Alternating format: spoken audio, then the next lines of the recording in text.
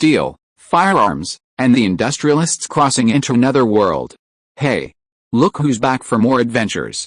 We love having you here to continue this story that keeps us all awake. Important note, all of this is pure fiction.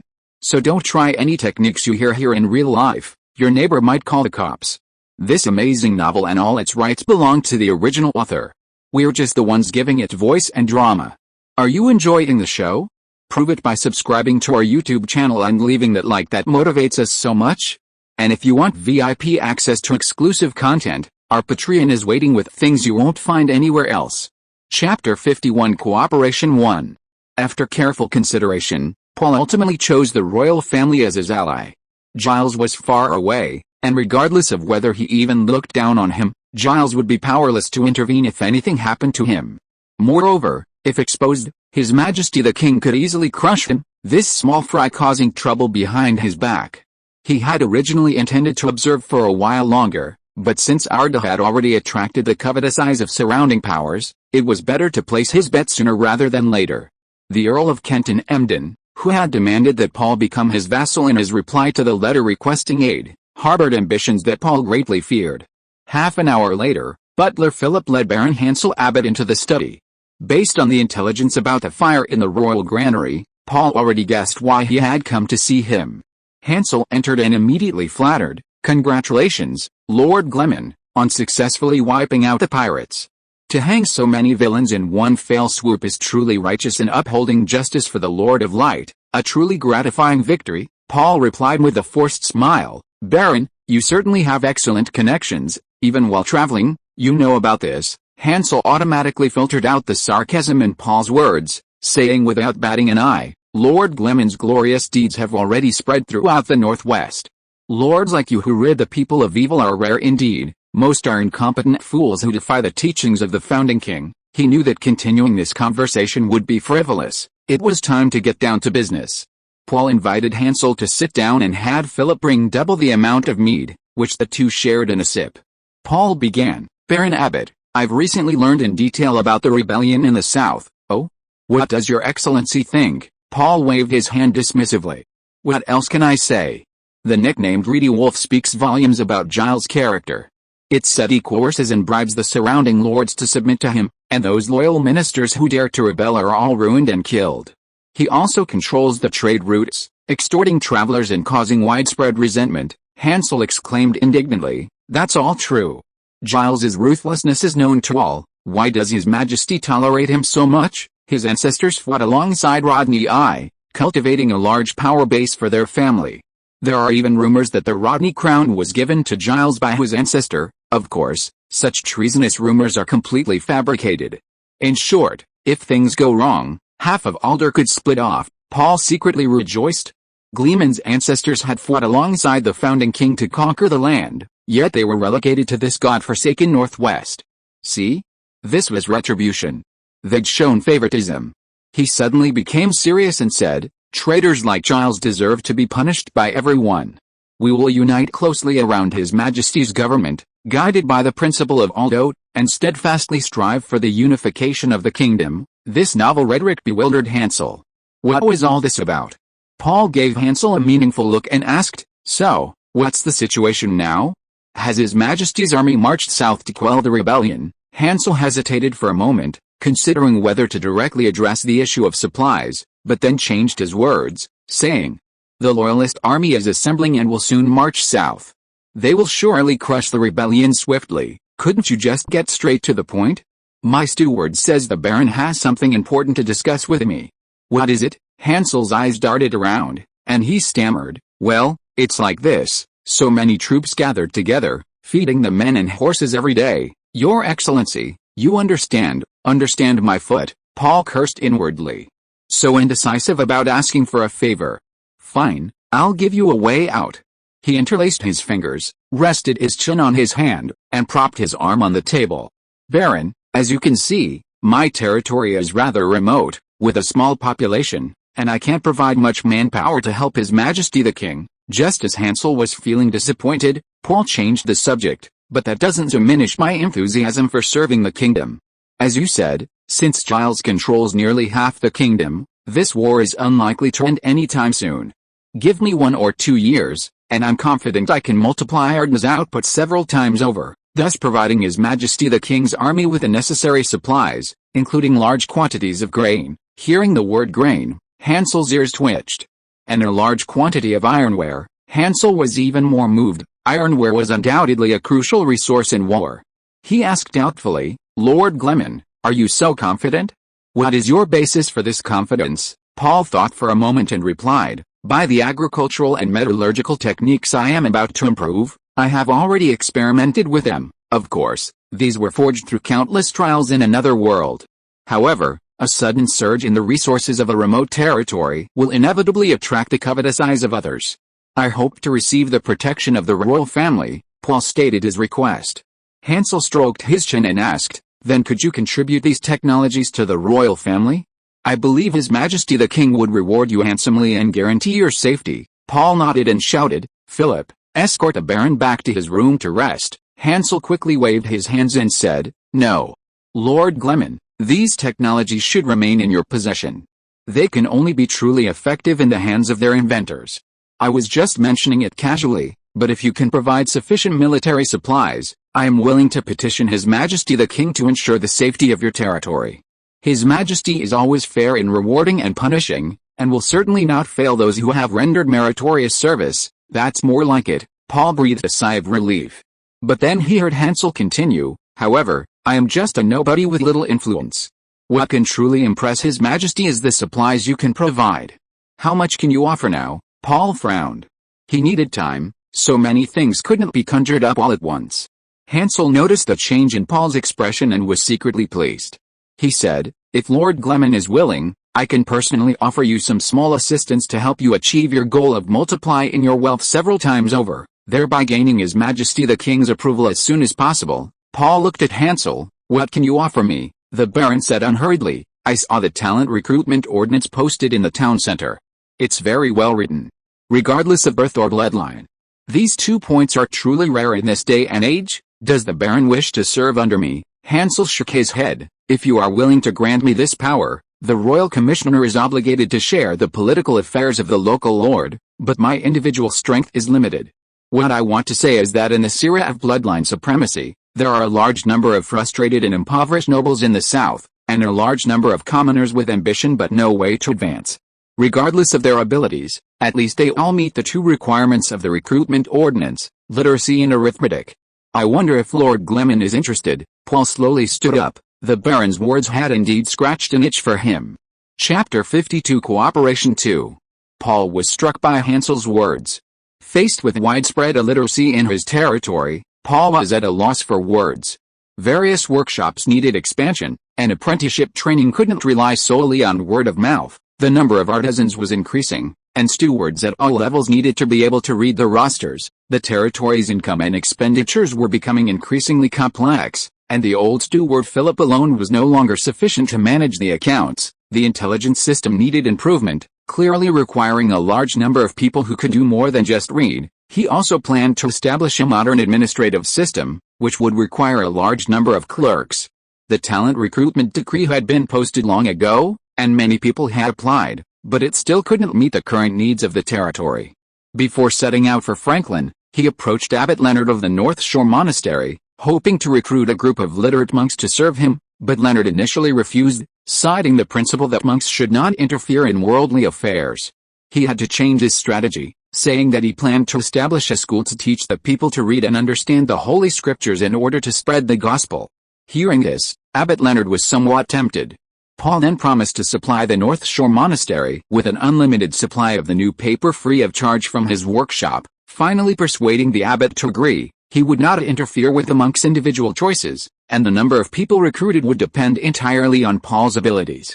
Thus, a school called West College was established on the lake shore.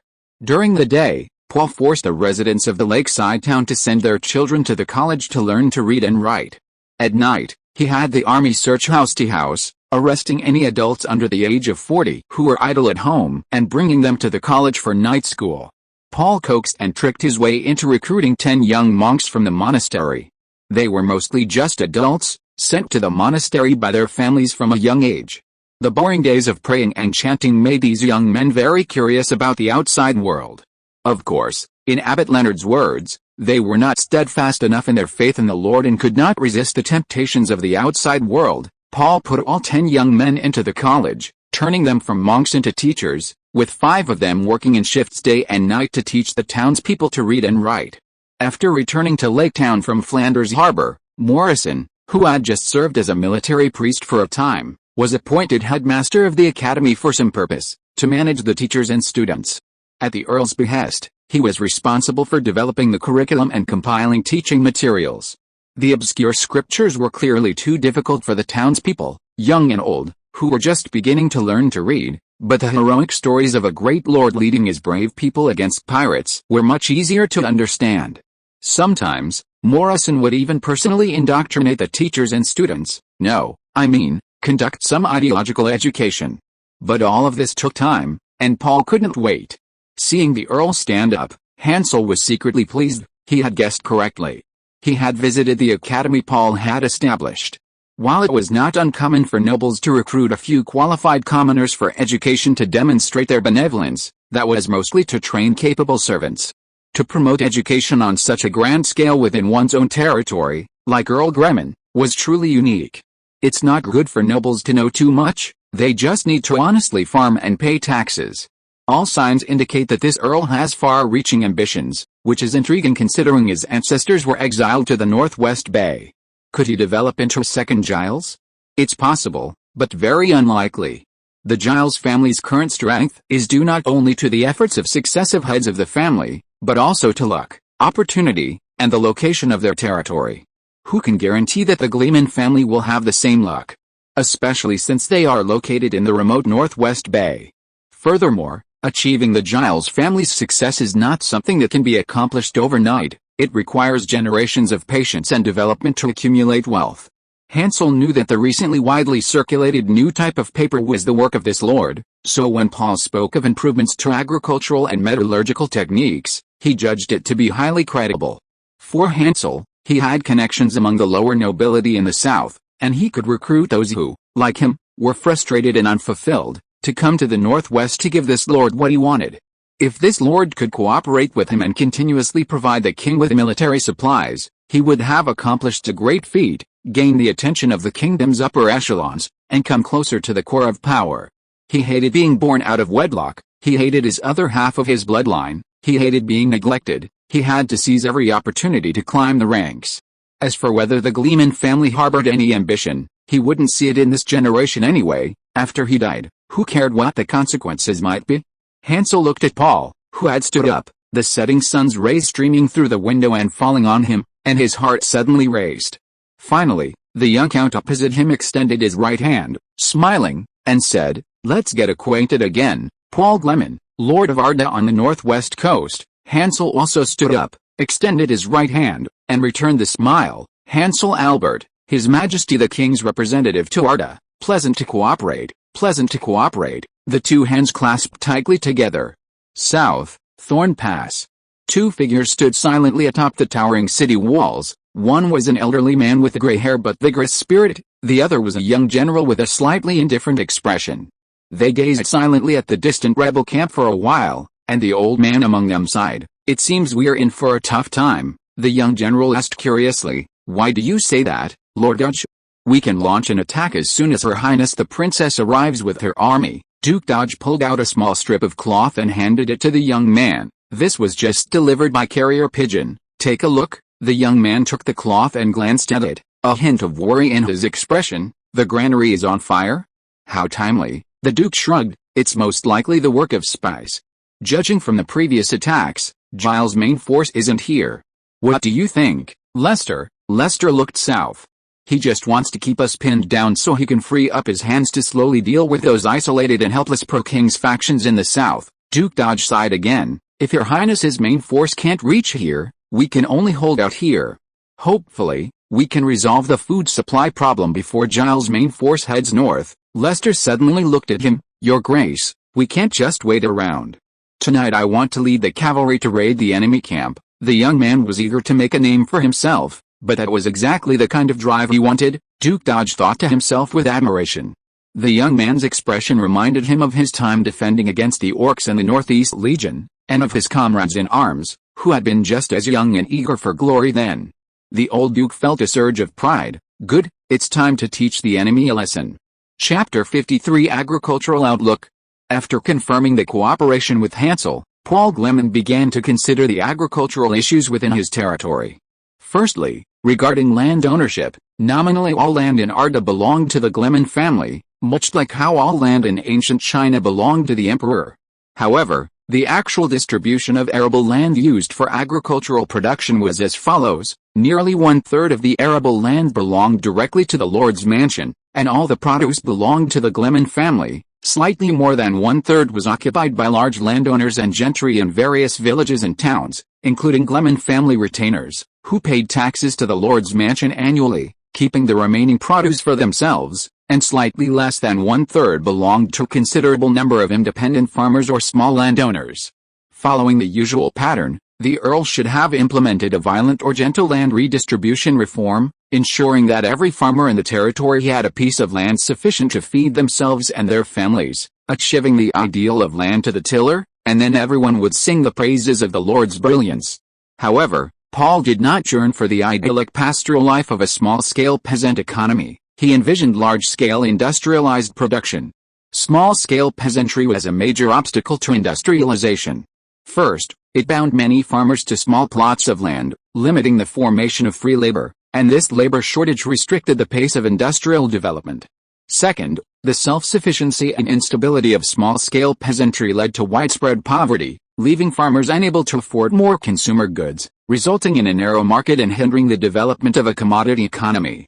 Third, the weak economic power of small-scale peasantry made it difficult to purchase expensive machinery, adopt new technologies, or undertake large-scale soil improvement and irrigation projects, thus hindering increased arable land productivity. Finally, the long-term existence of small plots of land also impeded the strengthening of agricultural specialization, restricted the expansion of cash crops, and delayed the commercialization of agricultural products. All these factors would hinder industrialization. Leaving aside the negative impact of small-scale peasantry on modern Chinese history, a comparison of the impact of modern land systems in France and Britain on their industrialization illustrates many points. Following the French Revolution, the old feudal land relations were destroyed, and land was confiscated from nobles and the church and distributed to peasants, making them small landowners. This was highly progressive at the time, boosting peasant enthusiasm and promoting economic development. However, for various reasons, this small-scale peasant economy based on private land ownership persisted in France for over 100 years. Gradually, this small-scale peasant economy became a hindrance to industrial development, delaying France's transformation from an agricultural to an industrial nation. This was one of the important reasons for France's relatively slow economic development in the late 19th century. Britain, on the other hand, experienced a different situation. Although the enclosure movement, often described as sheep-eating men, bankrupted countless peasants, displaced them, and was rife with violence and oppression, leading to numerous tragedies. It objectively provided favorable conditions for the British Industrial Revolution. Landless peasants migrated to cities to make a living, accelerating urbanization and providing cheap, free labor for industrial development. The enclosure movement consolidated previously fragmented land into contiguous areas, facilitating the cultivation of new crops, the application of better fertilizers, the use of superior tools, the reform of irrigation systems, and the adoption of advanced farming methods, all things that small farmers could not afford alone, thus significantly increasing overall agricultural output. This is one of the key reasons why, despite the remarkable scientific advancements in 18th century France, the Industrial Revolution first occurred in Britain. Therefore, Paul not only did not want to equalize land distribution, but also sought to further concentrate land ownership. While the land owned by lords and large landowners was already sufficiently concentrated in terms of ownership, it remained geographically dispersed. He needed to coordinate land exchanges among the various owners, promote land transfer and centralized management through a series of policies and regulations, foster the establishment of large farms and the promotion of agricultural mechanization, and construct large-scale irrigation projects based on the distribution of arable land. For self-sufficient farmers and small landowners, using violence to strip them of their ownership was not within Paul's considerations. His previous life's background and education made him unwilling to betray his spiritual class. Since it already exists, it can serve as a supplement to the large-scale farm economy, with even higher unit output under the same conditions. After all, the intensive farming methods of the Celestial Empire, which feed over 1 billion people, have many advantages.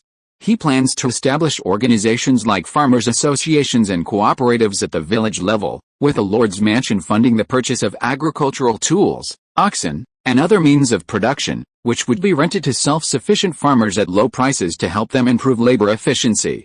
As for the labor force needed for industrialization, he has his sights set on another large group within his territory, serfs.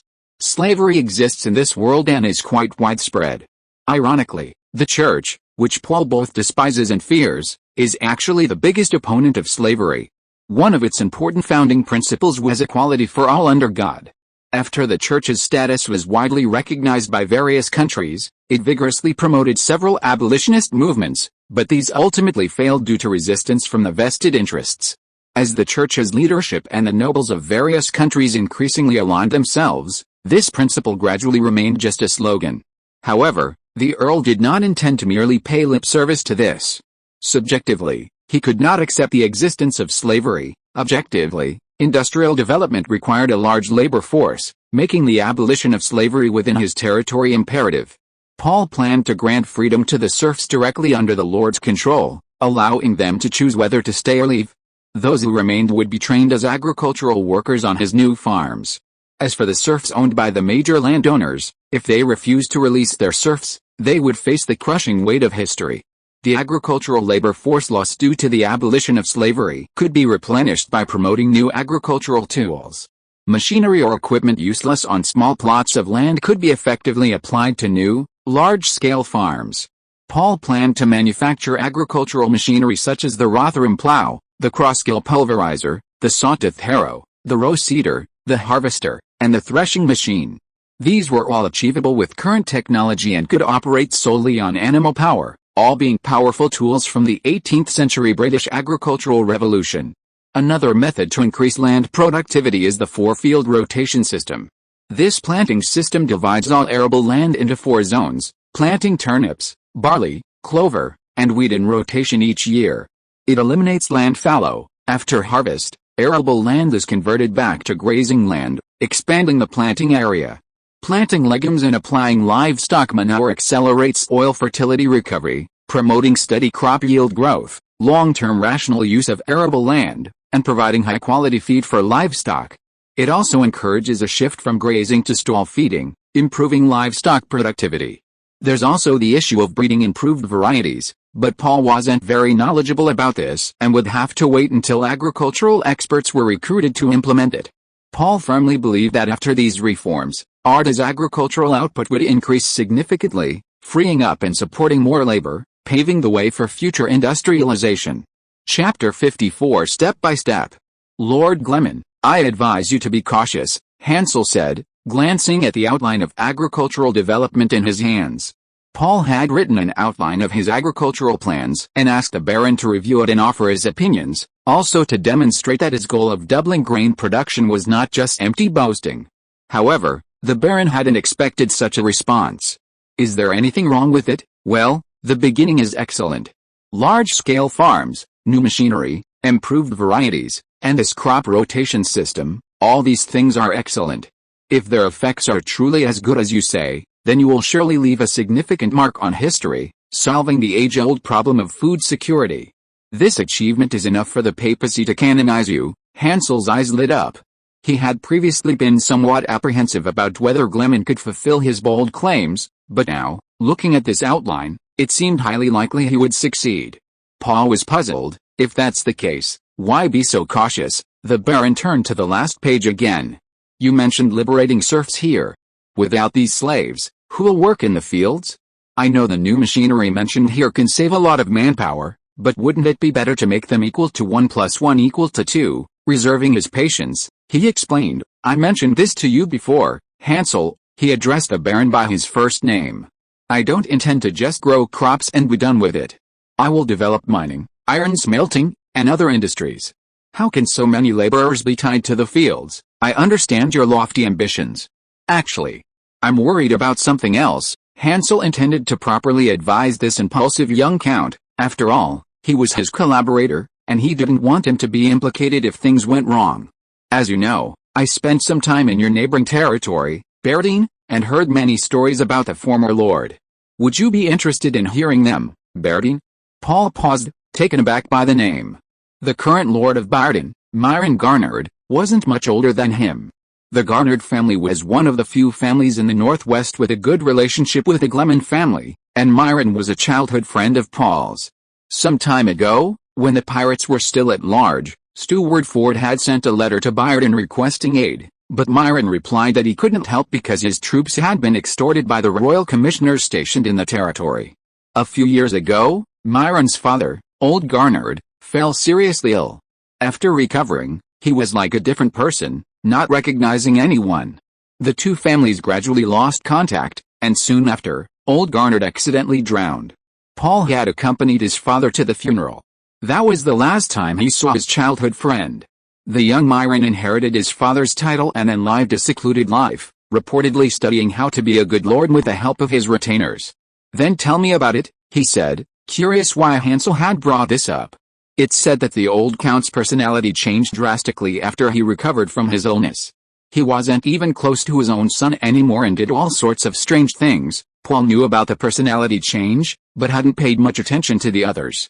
He asked, how strange? Old Garnard initially just advocated equality for all, claiming that all men are born free. This appealed to the church, and the northern bishop even planned to award him an honorary title. But he turned his attention to the church, saying that there was no God in the world and denouncing the priests as charlatans who bewitched people. That's too bold. Actually, Paul wanted to do the same, but he didn't dare say it out loud yet. Before the church could react, he did something even more outrageous. Not only did he strip the vassal nobles of their privileges, declaring that nobles and commoners were equal before the law, but he also forced those who owned slaves to change their enslavement to employment. Paul raised an eyebrow. His uncle Garnard was quite the troublemaker. Hansel glanced at Paul and continued, then, old Garnard announced that everyone in his territory would have a plot of land sufficient to support themselves, confiscating all the land under his rule and distributing it to each household according to the number of people. His vassals, vassal nobles, and commoners all received the same amount of land. Paul was speechless. This was practically a fantasy version of Wang Mang. He asked somewhat anxiously, and then, Hansel shrugged. Then he died. It's said he fell into the water while fishing from his boat and drowned. And then everything in his territory was as before. In an instant, a series of unpleasant words, conspiracy, coup, regicide, rushed into Paul's mind. Seeing the obvious surprise on Paul's face, the Baron smiled. Lord Gleman, I'm not against your emancipation of the serfs. Many people, including myself, abhor slavery. His smile gradually froze, a hint of resentment appearing on his face. Apart from those unfortunate souls who became slaves due to debt or war, most slaves were born slaves because their parents, or even just one of them, were slaves, and they could never shake off that mark. I admire a class-based social system, but directly blocking the path to upward mobility is extremely unreasonable. Hansel, for some reason, became somewhat agitated, waving his hand and saying, only the capable rise, and the incompetent fall. That's a fair and reasonable society. He suddenly realized he had lost his composure, paused slightly, and regained his previous unhurried expression. In short, Lord Gleman, I suggest that your reforms not be attempted all at once, but should be gradual, giving those around you time to adapt, and you yourself must have a solid foundation. Paul nodded. The matter of the lord next door had frightened him.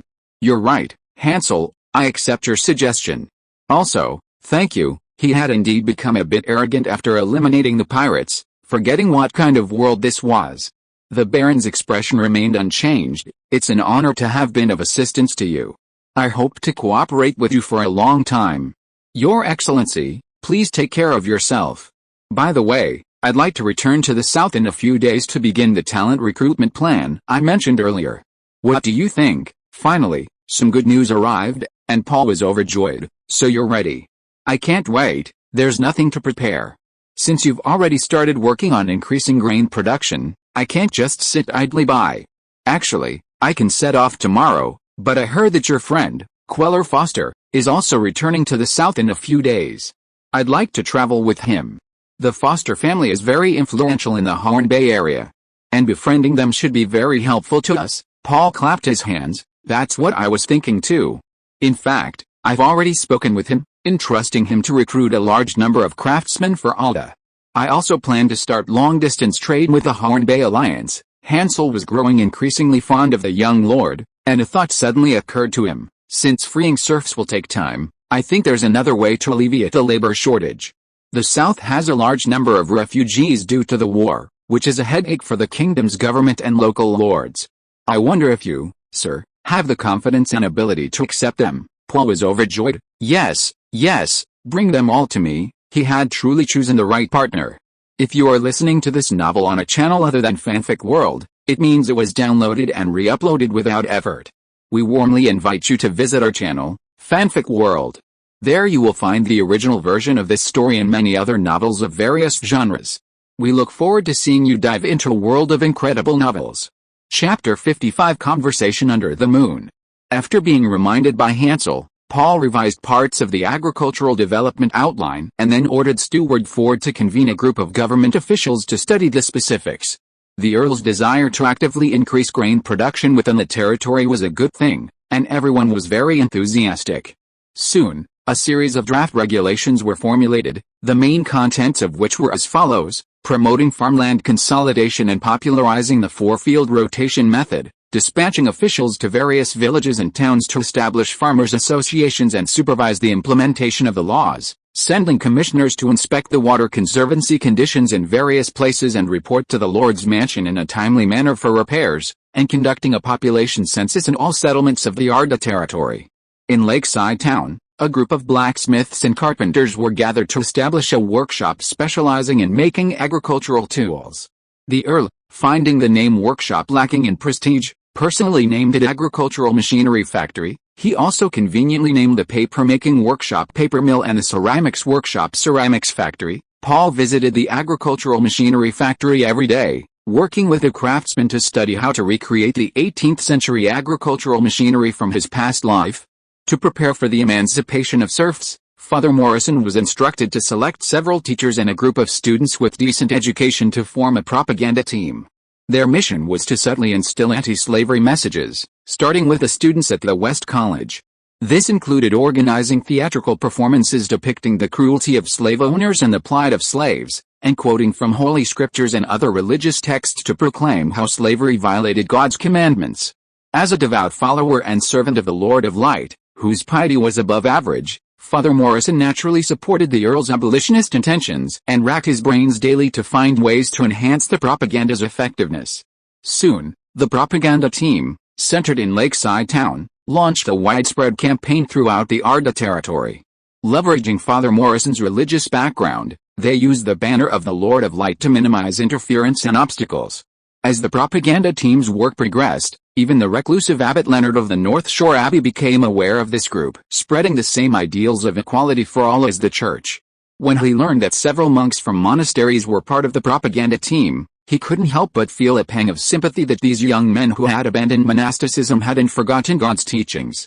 Abbot Leonard met with Father Morrison, and after a long conversation, although he disliked Morrison's smooth-talking manner, he had to admit that the man did have a certain understanding of doctrine.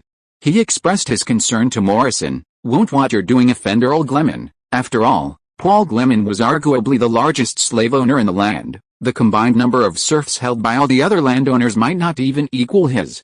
Morrison chuckled, dismissed the others, and quietly revealed that he was doing this at the Earl's behest, who hadn't personally intervened for fear of secular interference. Leonard was astonished, and immediately felt ashamed for having previously suspected Paul of witchcraft and refused his request. Equality for all was a core tenet of the Church's founding, and one of the reasons it attracted a wide following. However, with the corruption and decadence of the upper and middle clergy, and their collusion with secular nobles, the slogan became nothing more than a slogan. He then offered to provide assistance to the abolition of slavery, and Morrison seized the opportunity to recruit several more monks from the monastery. Queller Foster was finally leaving. During his stay, he had wandered around Arda, enjoying the scenery of the northwest. Before departing, He went to Lake Town to bid farewell to Paul. That evening, Paul hosted a banquet at the castle for Quiller and his adventurers, who served as his guards. He asked Quiller to convey his respect to Marcus Foster and his desire to establish a commercial partnership with the Foster family. Quiller once again readily agreed. Hansel also attended the dinner and expressed his hope to travel south with Quiller and the others, to which young Master Foster readily agreed. After dinner, everyone played cards in the recreation room for a while before returning to their rooms to rest. But Paul tossed and turned after lying down, unable to sleep. Lately, all sorts of wildly imaginative plans had been flashing through his mind, turning him more and more into a night owl. Fine, he thought, I'll go out for some fresh air. He put on his clothes and left the bedroom to take a walk in the hallway. Then he spotted the green-haired girl standing by the window. She was gazing at the moon, lost in thought, the moonlight giving her a hazy, ethereal beauty. He greeted her. Good evening, Miss Laddie. The scholar seemed startled, turning around to see the young lord standing behind her. She nodded slightly and replied calmly, Good evening, Earl. Paul asked, Are you too excited to sleep because you're returning home tomorrow? She didn't reply. Her large scholar's cap shrouded her face in shadow, obscuring her expression. How awkward. Paul felt slightly embarrassed. She seemed to want to avoid being disturbed, so he decided to leave. Thanks to you, I was saved when I encountered the black-spotted tiger in the forest that day. Otherwise, I would have been eaten by it too.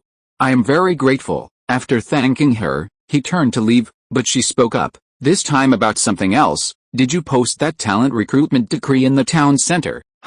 Why is she asking about this? Yes, Miss Laddie, would you be interested in working for me? The scholar shook her head.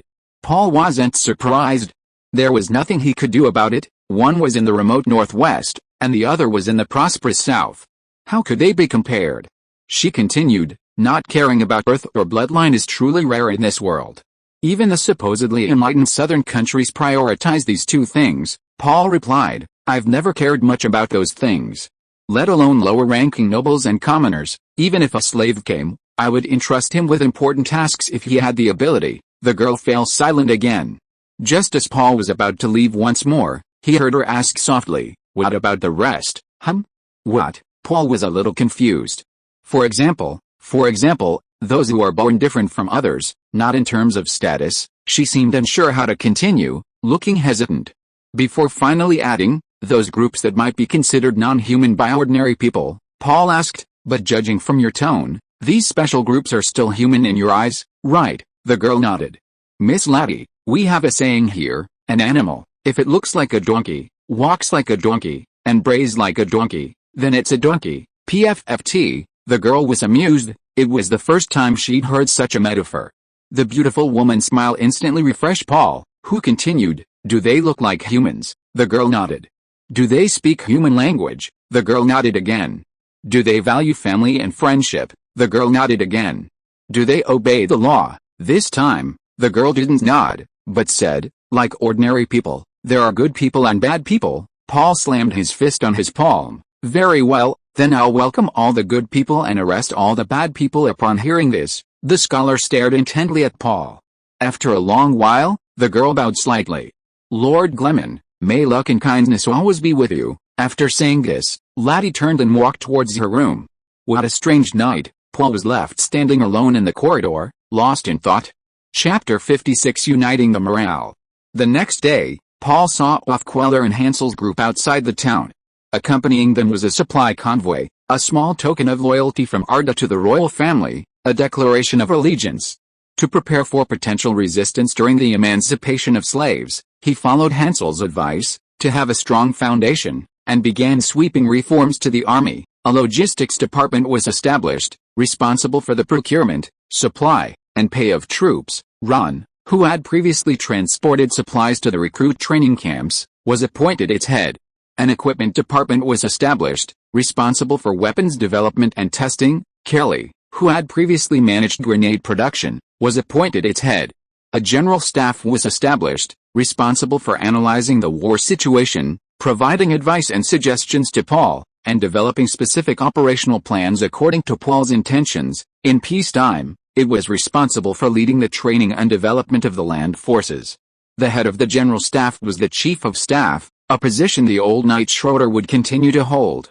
A naval department was established, responsible for commanding naval forces in wartime and for their training and development in peacetime. The commander-in-chief of the naval department was appointed, with Austin, the acting commander of the Northwest Bay Fleet, concurrently holding this position. Paul ordered the general staff to refine various military regulations and reward punishment systems, particularly tightening the duty roster for officers at all levels. No officer was allowed to leave their post without permission. Any absence required a request for leave. Officers below the rank of company commander were required to reside in the barracks. Soldiers who went out on duty and did not return within 2 days were punished. Those who did not return within 2 weeks were considered deserters. After these measures, the army became more functional, finally showing some signs of a professional army. To cultivate more high-quality officers, the general staff built a new school next to the Weiss Academy, the Gleman Military Academy. Senior officers such as Schroeder and Bryce compiled military textbooks and training outlines tailored to the characteristics of the Arda army and the operational requirements of the era. The Earl also racked his brains, drawing on his limited military knowledge gleaned from online forums in his previous life, and occasionally offered suggestions. At this stage, military academies are merely crash courses for officers, and the cadets are mostly junior officers currently serving in the armed forces. On the wall of the military camp in Lakeside Town, a slogan painted in white ink reads, "The army cannot exist without the people, just as fish cannot exist without water." Paul is striving to forge a bond between the army and the civilians, using an army from his past life as a model. The image of the armies of various countries in this era is far from good in the eyes of their respective people. There are indeed excellent generals who are strict in their discipline, such as Princess Catherine of the Kingdom of Waldo, whose army enjoys a good reputation among the people. But these are just isolated examples. Most armies can be summarized in one sentence: discipline comes from the whip, morale from plunder, let alone invading enemy territory. They are not uncommon in their localities, engaging in acts of bullying, harassment, and freeloading. Paul orders the troops stationed in Lakeside Town in Port Flander not to harass the civilians and to organize voluntary labor on weekends, helping the residents near their posts as much as possible to improve the image of the soldiers in society. It's unclear who first coined the term Sons of Soldiers, the new title for the officers and soldiers of the Arda Army, but it gradually spread throughout the territory. That's another story. Paul also ordered the officials in charge of affairs in various villages and towns to do their best to help the families of soldiers with their living difficulties, especially the families of soldiers who were maimed or killed in the previous 2 battles against pirates. He hoped that this measure would foster a culture of supporting the army and their families in Arda, attracting more young men to join the army and defend their homeland. Furthermore, he increased the monthly salaries of the officers and soldiers. After discussing the current financial situation of the Lord's Manor with Butler Philip, the Earl reluctantly increased the salaries of the officers and soldiers by 2/5, so that a newly enlisted ordinary recruit would receive 500 copper coins per month. Considering the cost of living in the Northwest region, this was a considerable income. Moreover, the army provided food, lodging, and clothing. If the soldiers didn't have extra expenses, they could send the money home or entrust the logistics department to send a portion of their salary directly to their families. To prevent the emergence of ghost soldiers and exploitative practices as the army grew, salaries were directly distributed to the soldiers or their families by personnel from the logistics department, and officers at all levels were prohibited from interfering with the salary disbursement of their subordinates. Immediately, the entire army was filled with gratitude towards the Earl. In July, on an open area on the southern shore of Lake Vis, a tall monument and a magnificent building were completed. The monument was inscribed with the words "Forever Remembered," while the entrance to the magnificent building was inscribed "Hall of Heroes." This was a project Paul insisted on building despite opposition, using only the finest stone and building materials, costing a considerable sum. The hall displayed the names of every fallen soldier of the Arda army, along with their origins and life stories, including those who died in the battle where Old Gleman was ambushed. On the day of its completion, the Lord's Mansion held a solemn memorial service in front of the hall, inviting the families of the fallen officers and soldiers to attend. The solemn and heavy atmosphere brought tears to the eyes of many present, especially the soldiers, many of whom wept aloud. They grieved for their comrades' sacrifice and were moved by Paul's kindness. For centuries, it was always the high-ranking generals and heroes who fought against overwhelming odds who were celebrated, while who remembered them, the ordinary soldiers? So many nameless soldiers fell on the battlefield, their names fading into the long river of history after the passing of their loved ones. But from this day forward, their names, like those of the great figures, will be known and remembered by posterity. As long as this building stands, their names will endure. Father Morrison, Father Anderson, and Abbot Leonard presided over the prayer service during the memorial service, leading the monks in prayer to the Lord of Light, asking God to grant these fallen warriors a happy and peaceful life in heaven. Never before in history had a nobleman valued his lower-ranking soldiers so highly. The old dean couldn't help but sigh. Could that young earl truly be, as Morrison said, an emissary sent by the Lord of Light to save humanity from suffering? Several days after the memorial service, two figures rode slowly out of Lake Town. Ferguson, are you really determined to leave? Bryce looked at his old friend beside him, wanting to offer one last word of advice. His friend, named Ferguson, nodded and said, the Earl has lofty ambitions and clearly wants to build a strong army. The new rules he's established are excellent. But you know me, I'm used to a leisurely life, and suddenly having so many rules is a bit overwhelming, Bryce said helplessly. Sigh, alright, I won't force you then. What are your plans for the future? This Ferguson was Bryce's good friend, a kind and generous man, and the two got along very well. After Paul reorganized the army, he became the deputy company commander of a company and made significant contributions in the battle to quell the pirates. His only flaw was his somewhat undisciplined personality. After the slogan of strict military discipline was introduced, he couldn't stand the rules and voluntarily requested retirement. According to the new military regulations, this would have been severely punished, but given that he was a knight left behind by old Gleman and had rendered many merits, Paul quietly released him. He said to Bryce, from now on, I plan to manage my manor well and live a carefree life as a wealthy man. But if the Earl summons me, I will certainly come to my aid. Bryce raised an eyebrow. I knew you would say that. But what else? Ferguson slapped his forehead. I forgot. If you ask me to drink, I'll come without hesitation. That's more like it. We haven't even decided who's the winner yet. The two looked at each other and laughed heartily. Well then, take care. Let's have a good drink together again next time. Definitely. The two waved goodbye, and Bryce stopped his horse by the bridge, watching his friend gallop towards the sunset. I apologize for the late update. Something came up today that delayed me. Please forgive me. Chapter 57 SOS Message. Since a series of agricultural decrees were promulgated, Paul Gleman led a busy and fulfilling life. Besides reviewing the reports on agricultural association construction sent by officials from various regions, he also occasionally rode to inspect the villages near Lake Town. A letter disrupted this routine. It was from Lord Myron Garnard of Barden, his childhood friend. The letter was written on a new type of paper produced by Erida. Paul stroked the letter, secretly pleased. The paper he had invented was gradually becoming a part of people's lives.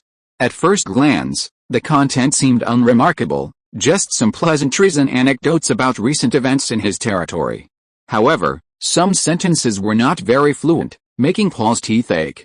Honestly, you'd think it was written by a child just starting to learn. The Earl shook his head, mercilessly criticizing his childhood friend. Wait a minute, Paul thought back. In his memory, the two had corresponded before. It seemed that the man's writing ability wasn't this bad. Unless, in that situation. He ran back to his bedroom and began rummaging through drawers and cupboards. After a flurry of activity, he finally found what he remembered, a box containing several thin wooden pieces. What was unusual was that these pieces were perforated with irregularly arranged rectangular holes. These were the secret codes he and Mellon had agreed upon, used to hide little secrets shared only between the two of them in their letters. For example, I got a spanking again last night. Father is a big bad guy. I secretly poured out the butler's wine, and his ghost-like expression was hilarious. Today I saw Dad groping the maid's butt, and other things that would have dire consequences if the parents found out. Each time they wrote a secret letter, they would first lay the wooden piece on the paper, fill in the perforated areas with the words they wanted to write, then remove the piece and fill in the remaining blank spaces with other words, creating a plain letter. However, precisely because of this, the resulting sentences were sometimes awkward, or the context sometimes contradicted each other, making it a bit confusing to others. To prevent their letter from being discovered by repeatedly writing in the same spot, the two crafted many thin wooden pieces, each with a different arrangement of perforated holes. The writer randomly selected a piece, and the recipient had to place it over the letter one by one until a coherent sentence was read.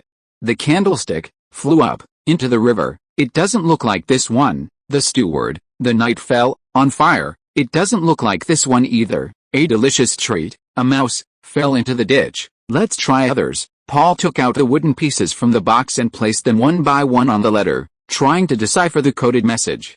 He couldn't figure it out after the first 9 attempts, but finally, when he covered the 10th piece, the first half of a sentence appeared coherently. I overheard the steward's conversation with him. My father was murdered, and now they're going to kill me. Help. The second half of the sentence was a jumbled mess of words. Paul was shocked by the terrifying information revealed in the coded message.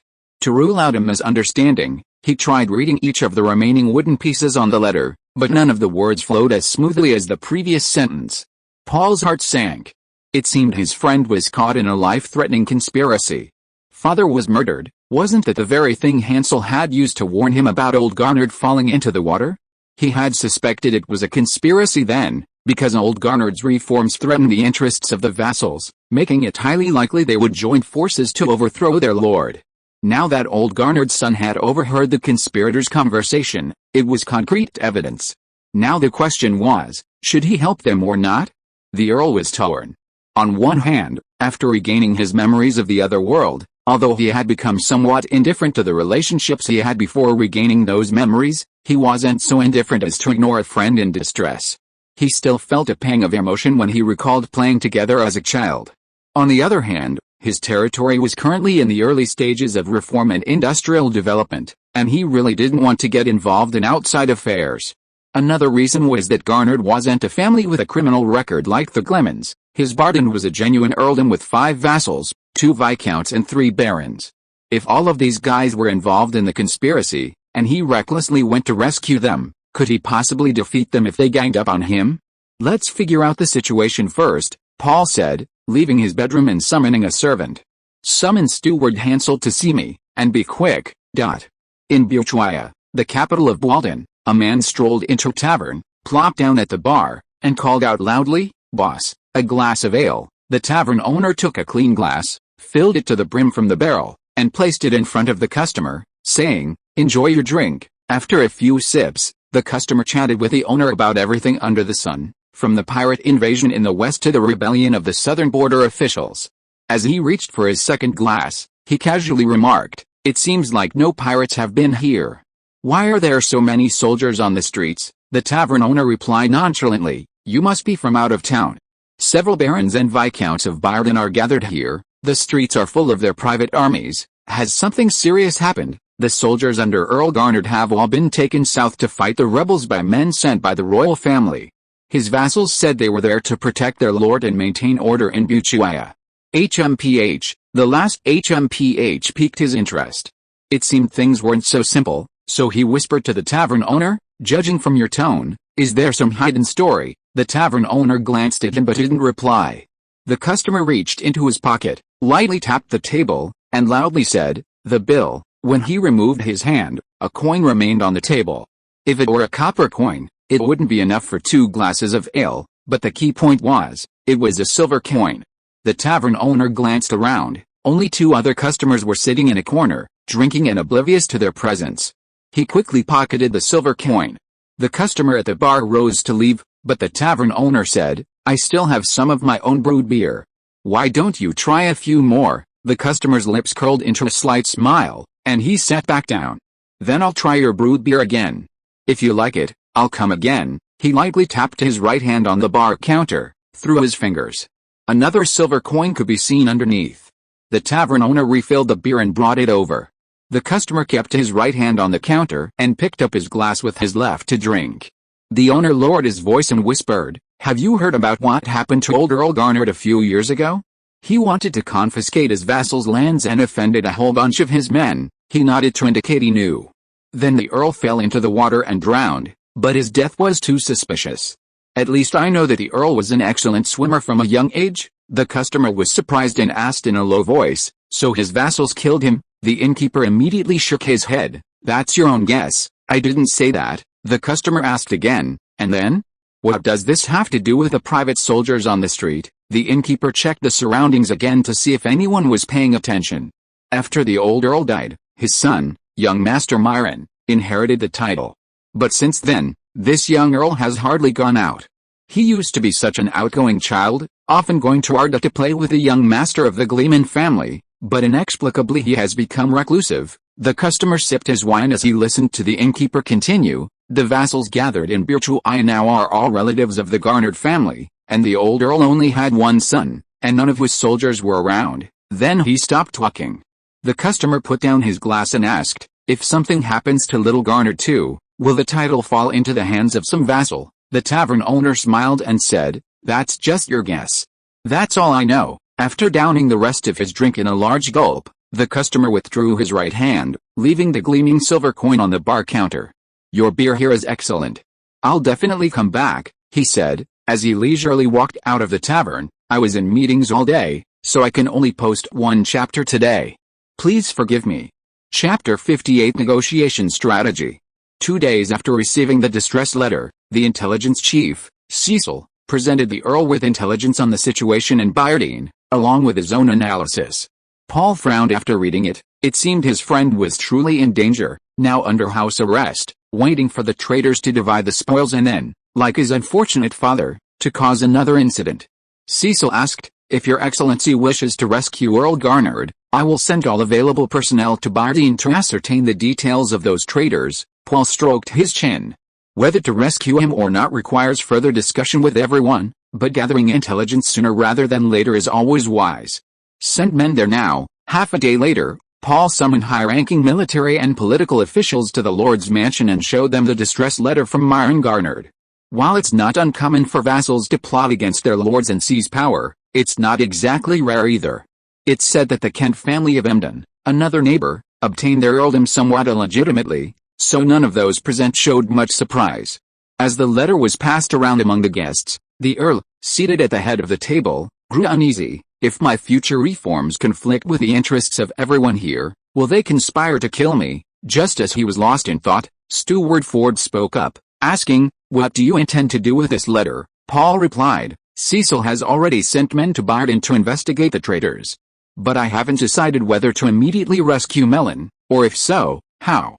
So I wanted to discuss it with everyone. Bryce slammed his fist on the table. Earl Garnered is your childhood friend, your sworn brother. If you ignore him, you'll be condemned. Hey Bryce, I know you're straightforward, but couldn't you have told me privately? Saying it in public is making things difficult for me. Paul was a little embarrassed. I didn't say we wouldn't save him, but we also need to consider our own strength.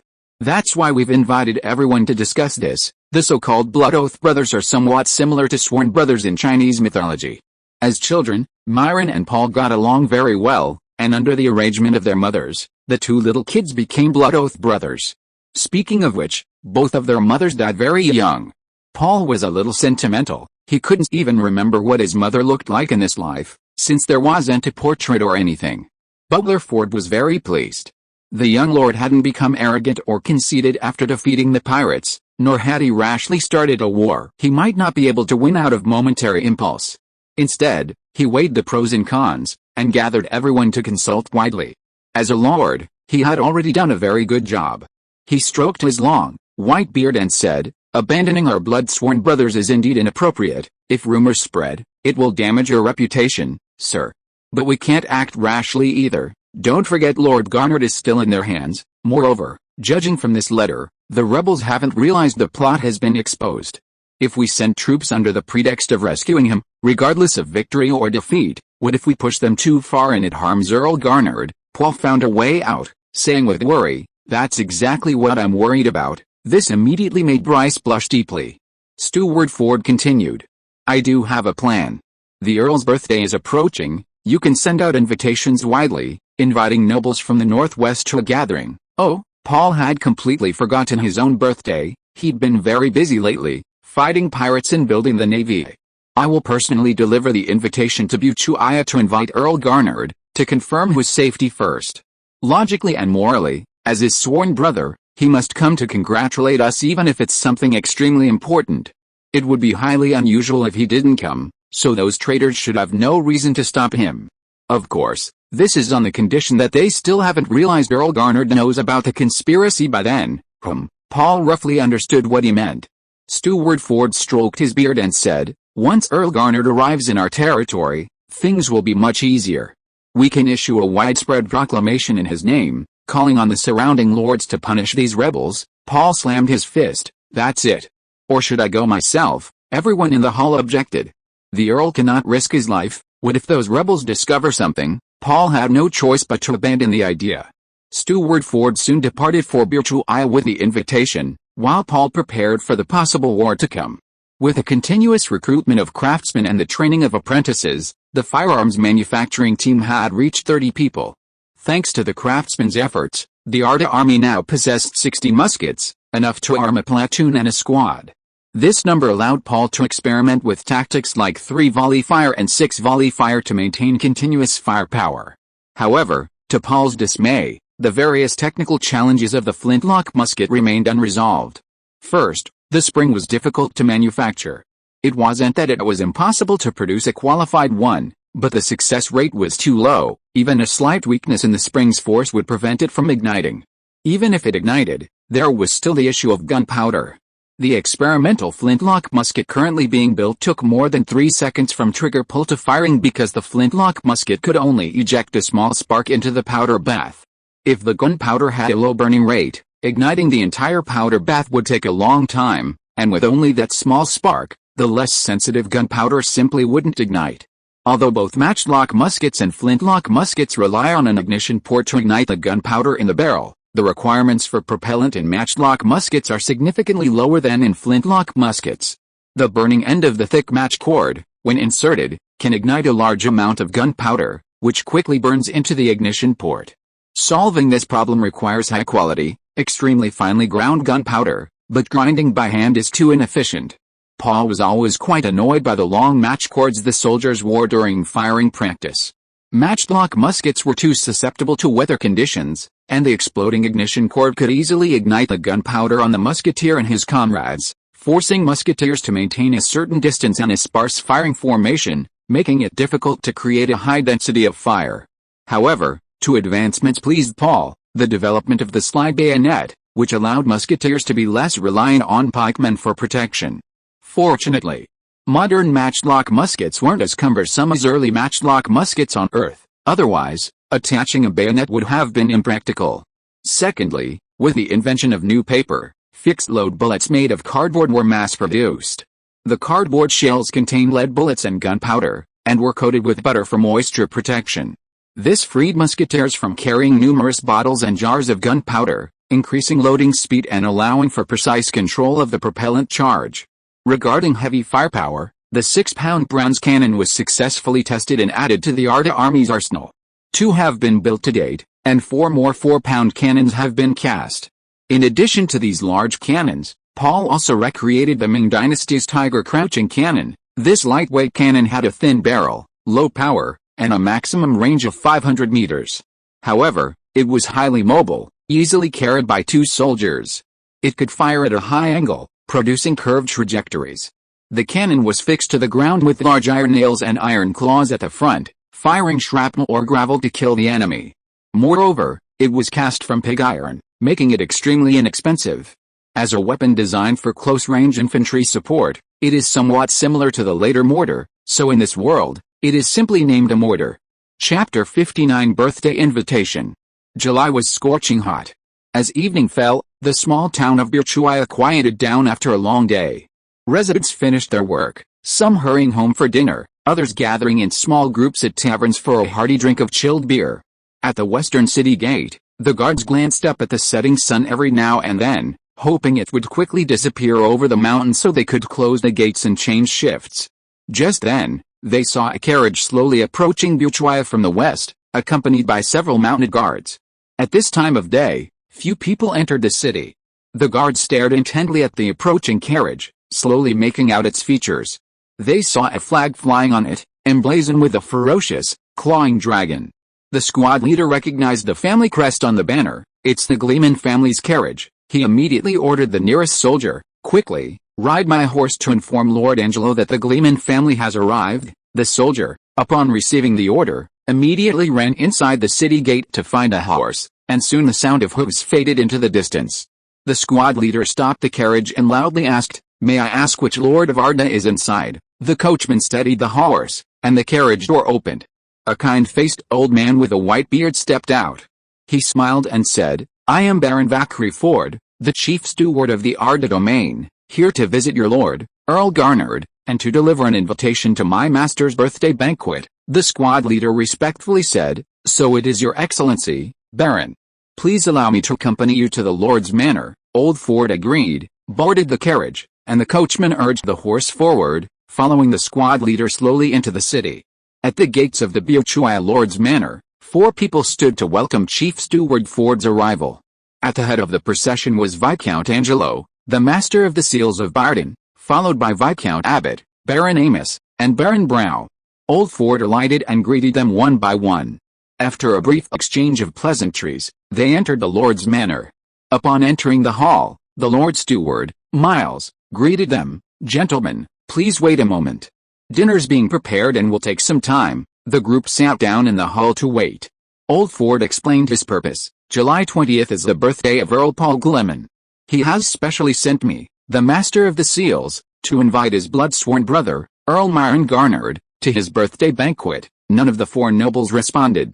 After a period of silence, Viscount Abbott, a middle-aged man whose belly suggested a wine barrel, finally spoke. "We will send a birthday gift. As for Lord Garnard will certainly go." Master of the Seals, Angelo, a lean man with gleaming eyes, suddenly interjected. Ignoring the fleeting displeasure in Baron Brow's eyes and the slightly puzzled looks from the other 2, he continued, "The Earl must be very happy to receive the invitation from his blood-sworn brother." Steward Ford smiled and said, "Indeed, even though they live so close, they haven't seen each other for years." "Alice," Steward Angelo shook his head and sighed, "they could have met at Lord Grile's funeral a few months ago. Unfortunately, Lord Garnard was unwell at the time, and for his health, we didn't let him attend. After all, the atmosphere at a funeral is not suitable for a sick person, so I went in the Earl's place." Steward Ford nodded in understanding. "Now they can have a proper get-together.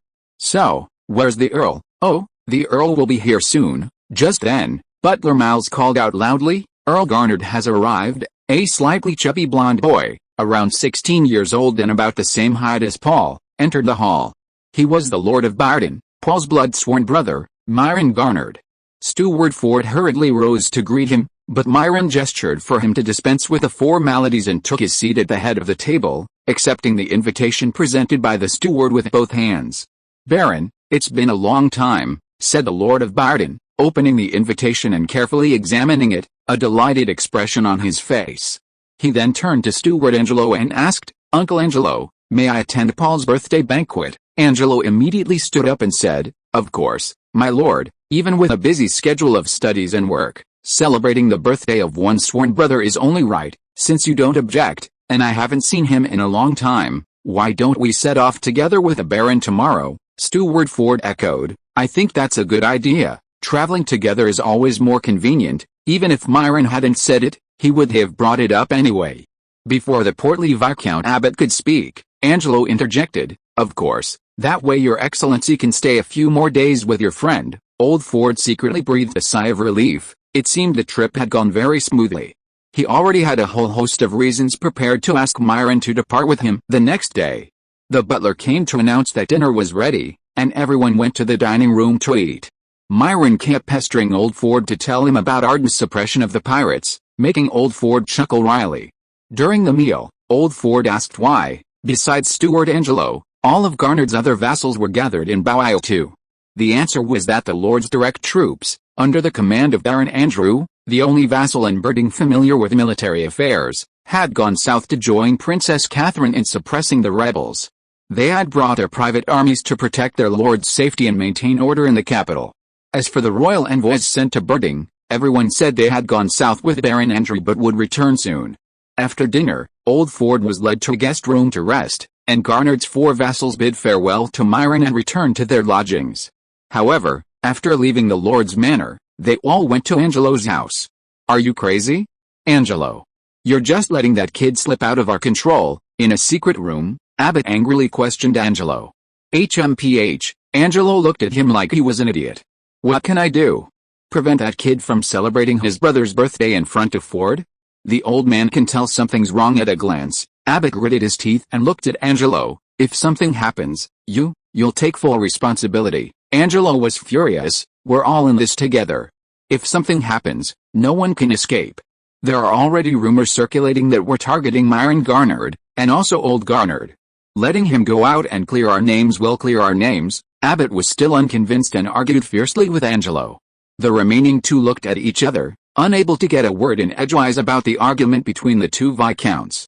Chapter 60, Making a Decision. The next day, Myron Garnard boarded the Gleman family carriage and, with Steward Ford, departed Birchuaya for Lake Town. Myron was extremely tense the entire way, only showing signs of relief after leaving Byron and entering Arda territory. Knowing of the vassals' conspiracy, he was now paranoid, and had done his best to maintain a composed demeanor the previous night. Steward Ford constantly reassured him, making him feel somewhat better. Upon entering Lake Town and arriving at the Lord's Manor, Myron immediately jumped off the carriage and practically ran towards the castle, where he saw Paul waiting in the hall. Looks like everything went well, Paul thought to himself as he saw Myron jump off the carriage, then was given a big bear hug. My good brother, I almost didn't see you again. Myron hugged Paul tightly and burst into tears. Paul didn't immediately pull away, letting his friend vent. Experiencing his father's estrangement and subsequent death, followed by the vassal rebellion, was too cruel for a 16-year-old boy. He patted Myron on the shoulder, comforting him, "Don't worry, no one can hurt you here." After Myron had vented, Paul consulted with Steward Ford about the previous night's events, then took Myron to his study to have him recount in detail how he learned of the conspiracy. That night, after reviewing the documents they left me in the study, I went back to my room to sleep. But when I lay down, I realized I had left my amulet in the study. It was left to me by my mother, and I wear it to sleep every night. So I went back to the study to get it, and then I heard Steward Angelo and Butler Miles talking quietly. The study door wasn't closed, so I quietly approached the study to hear what they were saying while I was away, and I overheard some unsavory things. First, Butler Miles said, "Young master has been very well behaved lately, reviewing these documents very diligently." Then came Steward Angelo, who chuckled in a particularly strange tone and said, "It wasn't for nothing that we went to all that trouble to fabricate these things. I was puzzled when I heard fabricated. Did they make up all these documents?" Angelo's next words confirmed my suspicion. He said, "If he finds out that these documents are all forgeries, and we keep him at home every day, I wonder if he'll go crazy." Then I heard the steward say in a mocking tone, "Young master really thinks he's a diligent and capable lord. Let him dream for a few more days." At this point, Myron was indignant, his words slurred. "Paul, do you know how devastated I was when I heard that? How could they do this? They are the people I trust most, and they actually conspired to trick me, to trick their lord. This is truly hurtful," Paul said, unsure how to comfort him. Mellon continued, "Just as I was about to step forward and confront them, I heard Angelo say, 'Dreams always end. Once we've dealt with that, this kid will be going down to join his dead father.' At the time, I didn't even realize what they were talking about. I only heard the butler say, 'Do we really have to go that far? I've watched him grow up.'" Then Angelo sneered and said, "Have you forgotten how ruthless his father was? Over the years, you've carved out quite a bit of land for your own family, haven't you? Luckily, we killed him, otherwise you and I would be starving now." A look of horror appeared on Mellon's face as he looked at Paul and said, "I suddenly understood. It turns out my father was killed by them. I've always wondered how my father, who was such a good swimmer, could drown. Now it seems it was a lie they fabricated to cover up their patricide. Judging from their previous words, they also wanted to kill me. I was terrified and didn't even know how I got back to my bedroom. I couldn't sleep that night, terrified someone would suddenly burst into my bedroom and kill me. After a night of anxiety, I analyzed their words. It seemed they were still waiting for an opportunity and wouldn't attack me for the time being. Then I remembered the secret letters we exchanged as children, and I quickly wrote you that letter." After recounting what had happened, Mellon gripped Paul's hand tightly, his eyes brimming with tears. "Thank goodness you remembered what we did as children and sent someone to rescue me. Paul, now I can only trust you. You won't abandon me, will you?" Paul patted the back of his hand and said, "How could I abandon a friend? Stay here with me for now. Once I'm ready, we'll lead the army to settle accounts with those traitors." He thought for a moment and then asked, "Were all your vassals involved in the conspiracy?" Myron shook his head and said, "I don't know. Ever since that night, I've been suspicious of everyone around me. All I can say is that Baron Andrew is the least suspicious. He recently led Byachuia's army south to participate in suppressing a rebellion. When the royal commissioners came to recruit soldiers, the other four unanimously recommended him to lead the army south. Andrew himself was willing, and I trusted them at the time, so I agreed without hesitation. Now Byachuia is controlled by the private armies of those other four. Andrew is usually quite upright, but of course, I now know that you can't judge a book by its cover, so I can't be sure. If Andrew wasn't involved in the conspiracy, then those other four used the royal recruitment as an excuse to deliberately send him away and hand over their direct lord's army to him. Paul thought for a moment, patted his friend on the shoulder, and said, "You must be tired from your journey. Go and rest. I need to hold a meeting later, you can attend to." He called a servant and led Myron away to rest. Paul had essentially decided to launch a war. Besides avenging his friend, he had another important objective, the coal and iron mines of Berdine. While Fort Ford was fetching reinforcements, Paul had been weighing the pros and cons of war. After inadvertently learning that Berdine possessed highly productive coal and iron mines, he finally found a reason to justify the conflict. Although Arda also produced coal and iron, for industrial development, the more of these two resources the better. As for whether Myron would agree to share some of the mines or sell them to him at a lower price, he should be easy to reason with, having done him such a great favor. If it weren't for the coal and iron, would he still have stood up for his friend? Paul had some doubts. However, he didn't plan to send troops immediately, as it was currently July, and there were still many rainy days, which was extremely detrimental to the Arda army's gunpowder weapons. He planned to wait until the autumn when the weather was drier, and at that time, the Arda army could be equipped with more firearms. Until then, he would let Myron stay in Lakeshire, and if those traders came to demand him, he would find a reason to refuse.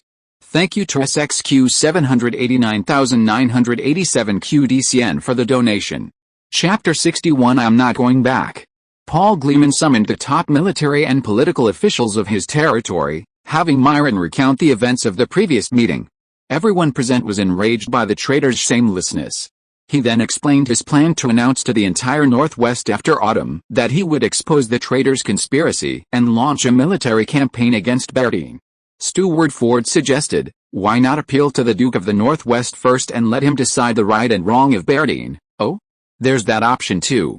However, Paul wouldn't adopt it. Leaving aside whether the Duke of the Northwest was fair or not, if someone else resolved the matter, what would become of Berdine's coal and iron mines, and even Paul Gleman's interests? This back and forth would drag on for who knows how long.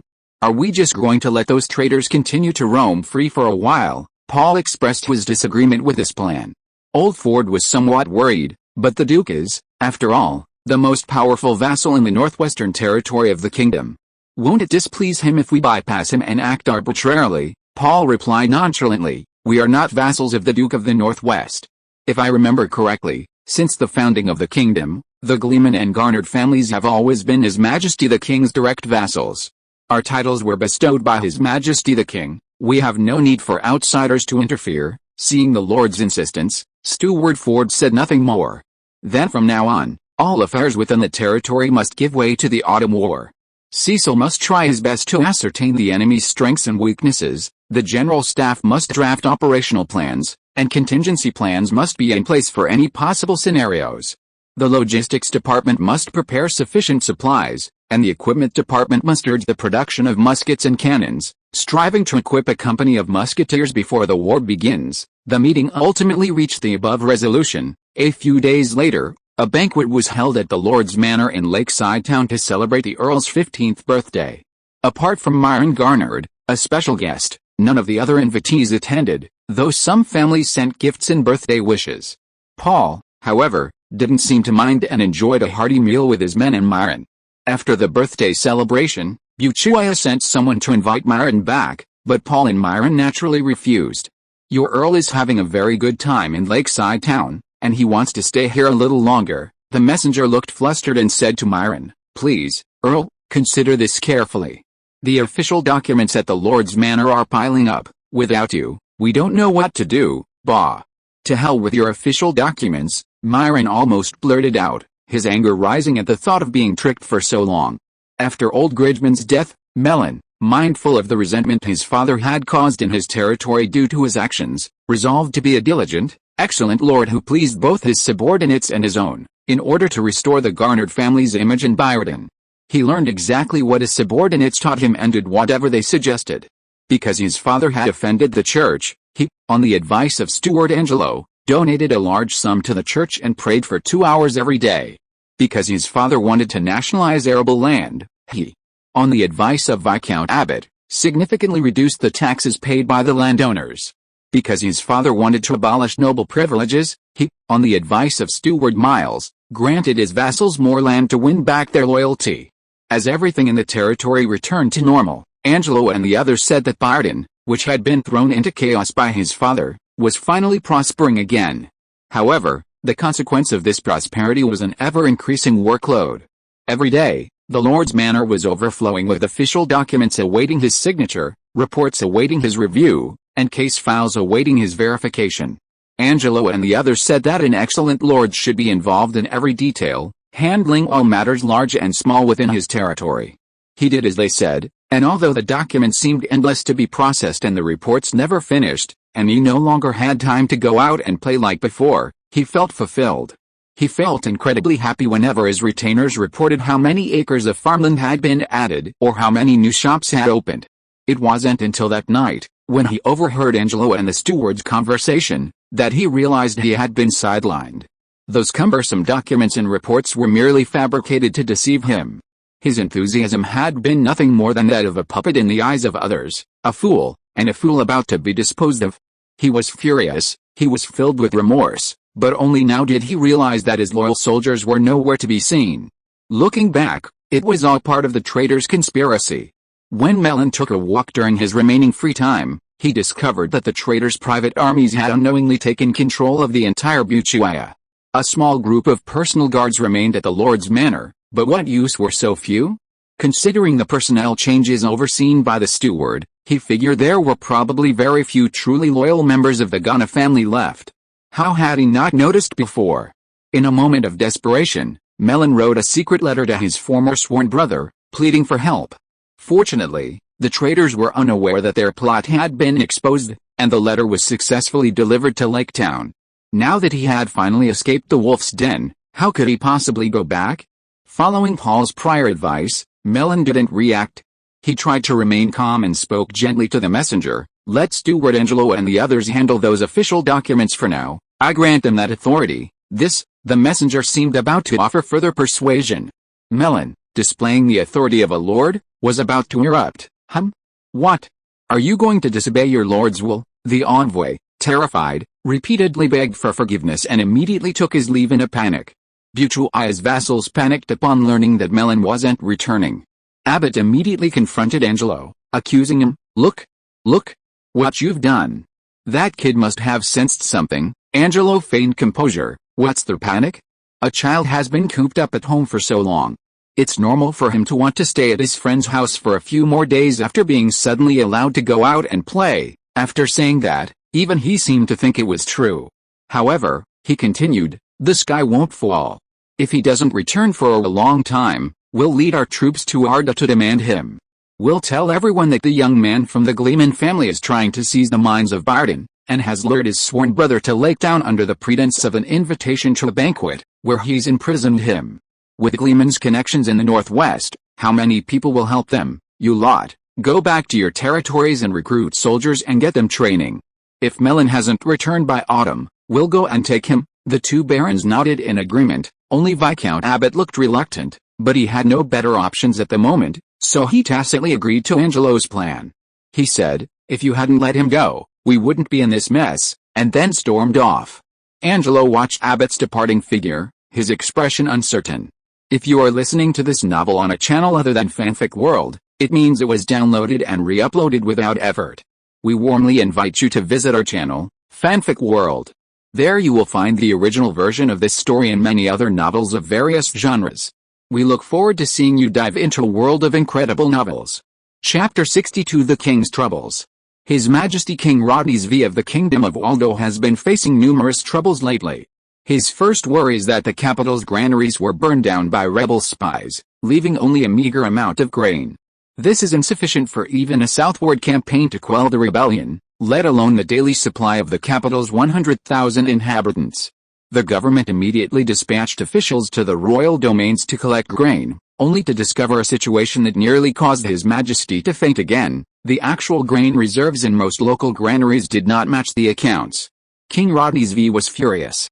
After a thorough investigation, he discovered that part of the reason was the officials in charge of managing the granaries engaging in private sales, and part was the local officials exaggerating and concealing information to gain favor and rewards.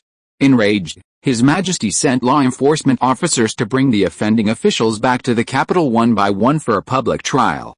After the judge announced the crimes, the executioner pushed the convicts into the angry crowd, shouting, "It's all because of these parasites that you're starving now." The fate of these convicted officials was predictable.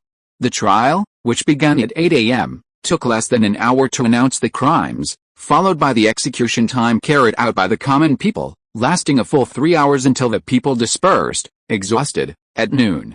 When the executioner went to collect the bodies, they were unrecognizable. He cut off their heads and hung them on the city gate. As for whether any of them were scapegoats, who knows? Following the advice of many military generals, the kingdom's government should immediately implement a food rationing system, confiscating all the grain stored in civilian households and distributing necessary rations regularly according to the number of people in each household, while the rest of the grain should be used to supply the army's southward march. However, this suggestion was met with strong opposition from the ministers of the administration, whose reasons were quite valid. Given the incorruptibility of local officials, the common people would starve to death before much grain was collected. Moreover, the common people had no concept of loyalty or honor, only caring about whether they would have food to eat the next day, and knowing they would starve to death, they would certainly rebel. After weighing the pros and cons, His Majesty the King ultimately did not adopt the military's suggestion. To conserve grain, a strict prohibition on alcohol was issued to all royal territories, except for a few licensed breweries. All other breweries were to cease brewing, nobles were limited to purchasing no more than half a liter of alcohol per day, and commoners no more than 1 liter per week, and they had to purchase it from designated places. Public drinking was prohibited, and alcoholic beverages were forbidden from being served at banquets, only allowed to be consumed discreetly at home. Those who violated these laws would be stripped of their titles and severely punished, while commoners would be executed. To prevent merchants from taking advantage of the situation to inflate grain and food prices, the royal government set price ceilings, and soldiers were stationed in front of every grain and food shop in the capital to supervise sales. Even so, the residents had to spend many times more than usual to buy food. As grain collected from the provinces gradually arrived in the capital, the high-ranking officials finally breathed a sigh of relief. However, it was impossible to immediately send troops south, so the loyalist army was temporarily disbanded, and the lords in the provinces returned home to their families, to be regrouped the following year, depending on the harvest. The second worry was his youngest daughter's departure from home. Because he was temporarily powerless to suppress Giles' rebellion, King Rodney's V had to carefully consider the fence-sitters in various regions. The most powerful of the fence-sitters, Duke Veblen, had not yet made a statement on Giles' rebellion, but had only sent envoys to request a marriage alliance with the royal family, the meaning of which was quite clear. After careful consideration, His Majesty decided to marry his youngest daughter, Eileen Rodney, to him. The Veblen family had many vassals, and their territories were of vital importance. They absolutely could not allow him to side with Giles. King Rodney's V was unwilling to give away such a gem as his eldest daughter, Catherine, because she was too exceptional. The king had no sons, and according to tradition, the throne could only pass to his younger brother, Prince Acazius. However, Prince Acazius was a notorious playboy, spending his days indulging in pleasure and associating with bards and actors. No one believed he was a suitable monarch. His Majesty had already decided that after his death, it would be better to pass the throne to his eldest daughter than to his incompetent brother, and he had been grooming Catherine as his heir apparent. Therefore, he had to sacrifice his younger daughter, Irene. Irene had absolutely no interest in politics. Although, as a royal princess, she hadn't neglected any of her studies, poetry, literature, dance, and more. She also had a wide range of other interests. These included studying ancient texts and scrolls, learning alchemy from alchemists, collecting plant specimens, and raising unusual animals. These hobbies made her more like a scholar. However, precisely because her interests were so broad, Aside from naming a few uncommon plants, the princess hadn't achieved anything particularly remarkable. If viewed solely from the perspective of a monarch, not a father's, Princess Irene was indeed a good tool for a political marriage. But she ran away from home. When King Rodney explained his decision to his youngest daughter, she remained composed. After calmly inquiring about her father's reasons, she silently returned to her room. The king was astonished by his daughter's high level of awareness as a member of the royal family, and felt a surge of remorse. Then, the next day, he learned of her disappearance. He immediately dispatched men to search everywhere, partly out of anxiety about delaying the marriage alliance with the Veblen family, but more so out of a father's worry for his daughter's safety. His third worry was that his eldest daughter, Catherine, had a very close relationship with her younger sister. After learning that her sister was to be used as a tool in the marriage alliance, she had entered a cold war with him, addressing him with a stiff and cold "Your Majesty," a stark contrast to her usual father. These are turbulent times. A sense of helplessness welled up within the king. The troops to strangle Thornvale have been selected, and Viscount Klein will command the reinforcements this time, Catherine announced at the military council. All the generals present had no objections, and Viscount Klein rose to accept the order. Then, they began to discuss the recent headache of military supplies. Although a large-scale pacification army was unable to march south, reinforcements for Duke Dodge still needed to be sent. The priority was to hold Stranglethorn Vale. If Stranglethorn Vale fell, the kingdom's northern heartland would be wide open to the Giles rebels. After discussing the supply of military provisions and other details, the meeting ended, and the generals returned to their duties. Only Offina remained. After everyone had dispersed, she approached the princess and whispered, "Princess Irene has settled in a place called Lacquer town in the northwestern territory of Arda." Catherine nodded. Knowing her sister well, she had sent people to find the princess before the king, but instead of forcibly bringing her back, she secretly increased her protection and obstructed the king's men. Catherine was furious at her father's decision to use her sister as a tool for a political marriage, but after numerous attempts, she couldn't change the king's will and could only rebel in this way. She asked Offina, "Who is the lord there?" Offina replied, "The lord is Earl Paul Gleman of the Gleman family, Arda." Gleman, Catherine seemed to have a vague recollection, but couldn't quite place it. Offina continued, "The news that came back says that Earl Gleman recently wiped out the pirates who had invaded the territory and launched a campaign called Strike Hard, dealing with the local thugs and ruffians. The security there is quite good now, and Princess Eileen should be safe there for the time being." Catherine's worries eased slightly. Then she remembered, wasn't this Gleman the family that had sent envoys to the military camp a few months ago in the Highlands to demand the imperial decree? At that time, she had temporarily exempted him from his duty of serving the king because of the difficulties in his territory. She had also heard a little about the pirate problem in the Northwest Bay. It seemed this small country lord was quite capable. Catherine was still not completely at ease. "We still can't let our guard down. Have your people keep a close eye on things, and send a message back immediately by carrier pigeon if anything happens. Also, don't tell anyone about this." "Yes, Your Highness, thank you for your hard work." Offina. Chapter 63 Origin. After a nearly 10-day journey, Hansel and Arden's grain transport team finally arrived in the royal capital, Jingaeo. He first led the team to the still under repair warehouse area, handed over the grain to the administrators, and then arranged food and lodging for the team before bidding farewell and leaving. The grain transport team would tour the royal capital before returning to the Northwest Bay, while Hansel hurriedly returned home with his servant, Toman, after a long absence. Although he had learned through letters that his family was safe and had returned to the royal capital from their relatives, he missed them dearly after such a long separation. It was nearing evening when, upon entering the Abbott family mansion, the servants greeted the second young master with bows. Inside the hall, 3 people were already waiting for him, 2 middle-aged women and a young girl.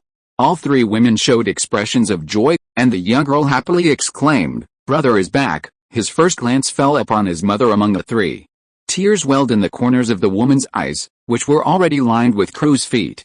After learning of the city guard's rebellion from her relatives, she had lost her appetite and couldn't sleep at night, worried about her son's safety. Finally, a letter arrived saying he was safe, but it stated he had been assigned to the Northwest Bay as a royal envoy. In the gossip among the noble ladies of the Crystal Radiance Kingdom, the Northwest was a poor, uncivilized place. its civilization only slightly higher than the barbarian tribes of the Eastern Highlands. Merciful Father, how could you send little Hansel there? Hansel couldn't contain his excitement and wanted to greet his mother immediately, but before that, he had to do something else. He turned to another woman and bowed, saying, "Mother Mary, it's been a long time. I hope you are well." That was his stepmother, his father's legal wife. Lady Abbot gave Hansel a graceful nod and smiled, saying, "Hansel, it's so good to see you back safely. Your mother has lost a lot of weight missing you." Hansel then turned to his biological mother, Miranda, and said, "Mother, I'm back." He was then embraced tightly by his overjoyed mother. "It's good you're back, it's good you're back." Miranda hugged her son, tears streaming down her face. After being released by his mother, Hansel hugged his younger sister, Julie, who was also very happy to see her brother home. Before dinner, his father, Earl Abbot, who worked in the royal government, returned home, while his older brother, born to his stepmother, was unable to come home because he served in the royal guard. The family enjoyed a happy dinner, listening to Hansel recount his experiences in the Northwest, savoring the joy of family time. After dinner, Earl Abbot took his son to his study and talked to him again about his experiences in the Northwest, this time focusing mainly on his son's new position as royal commissioner. Hansel recounted his experiences as a royal envoy to his father, omitting, of course, his experience of being frightened away by pirates. When he mentioned his plan to cooperate with local lords to produce more war supplies for the royal suppression of the rebellion, Count Abbot shook his head. "Difficult. The Northwest is impoverished, there's little to gain. The lords there are barely able to feed their own people." Hansel persisted, "How will we know if we don't try?" Count Abbot considered for a moment and said to Hansel, "How about I go to the royal court and see if you can be transferred back to Crystal Radiance? There are always more opportunities in the capital." He knew his second son harbored ambitions, but was bound by his other half of his bloodline. Even just 10 days ago, when Hansel had led the grain transport team from Lakeside Town, he would have seized the opportunity to return to the capital without hesitation. But on his way back to the capital, he had much to consider. Rather than squeezing through the narrow gates of the capital, filled with nobles, he thought it better to make his mark on the vast borderlands of the kingdom. He shared his thoughts with his father, and the count, seeing his insistence, said nothing more. The father and son continued to discuss the current situation for a while, then Hansel excused himself to find his mother and sister, who also had much to say to him. Count Abbot watched his son leave with a guilty look. 28 years ago, after drinking heavily with a group of cronies, he spent the night in a brothel. A year later, a woman whose face he couldn't even recall came to his door carrying a child. Just as he was about to kick her out, thinking she was a con artist trying to extort money, she accurately described some of his private physical characteristics. According to the usual practice of nobles, they would either continue to insist she was a con artist and kick her out, or pay a sum of money to send her away. But Count Abbot did something that shocked the noble circles of the capital. He took a prostitute as a concubine. The incident caused a huge uproar and became a laughingstock. It was one thing for a prostitute to have a fling, but to let her into one's home because of a child whose parentage was unknown was a serious matter. The news reached the king, Rodney's V, who personally summoned Earl Abbot and severely reprimanded him for disgracing the kingdom's nobility, urging him to carefully consider the seriousness of the consequences. After the king's pressure failed, a promising young nobleman was relegated to the lowly position of the heraldry. Fortunately, the earl's wife, from a distinguished family, did not cause a scene as many had predicted. This kind-hearted woman, after initial anger, confusion, and a long period of cold war with her husband, eventually accepted the mother and child. Undoubtedly, Hansel was often viewed with prejudice during his upbringing, especially by his peers from high-ranking families with pure noble blood. Nicknames like son of a prostitute and son of a whore constantly haunted him. Although, thanks to his family's influence and a financial incentive, Count Abbot managed to secure a baronial title for his son, Hansel's other half of his bloodline repeatedly hindered his career. After completing his studies, he, as the son of an earl, only held a minor tax official position, responsible for farms on the outskirts of the capital. However, precisely because of this, Hansel thrived among lower-ranking nobles and commoner officials. Count Abbot could only give this illegitimate son so much. As an earl, while enjoying the power, honor, and wealth that the aristocratic system brought, he was also firmly bound by it. Taking a prostitute as a concubine had already made him a target of public criticism, Continuing to break the rules would only implicate the entire Abbott family. After saying goodnight to his mother and sister, Hansel returned to his room and carefully considered the task Paul had given him. He took out a piece of paper filled with the groups Paul wanted to recruit. People who can read and do arithmetic are fine, but teachers, mechanics masters, alchemists, this count certainly has a big appetite. He spread out another sheet of paper on his desk, planning to first look for suitable candidates among the people he knew. Who should be the first person he looked for?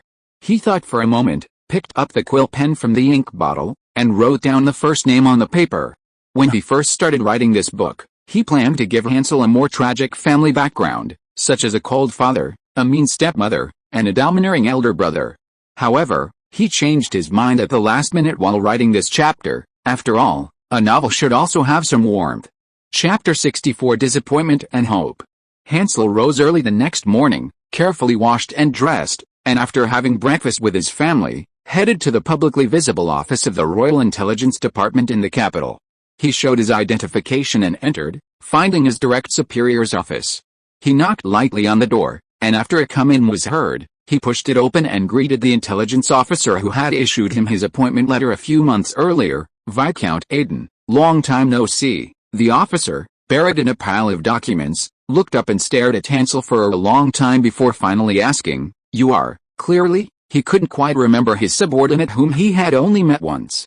Hansel felt a surge of annoyance, but he showed no sign of it, smiling as he introduced himself. "Baron Hansel Abbott, I received my appointment letter from you a few months ago at the military camp in the Highlands, to serve as a royal commissioner in Arda." Viscount Aiden racked his brains, finally managing to recall something.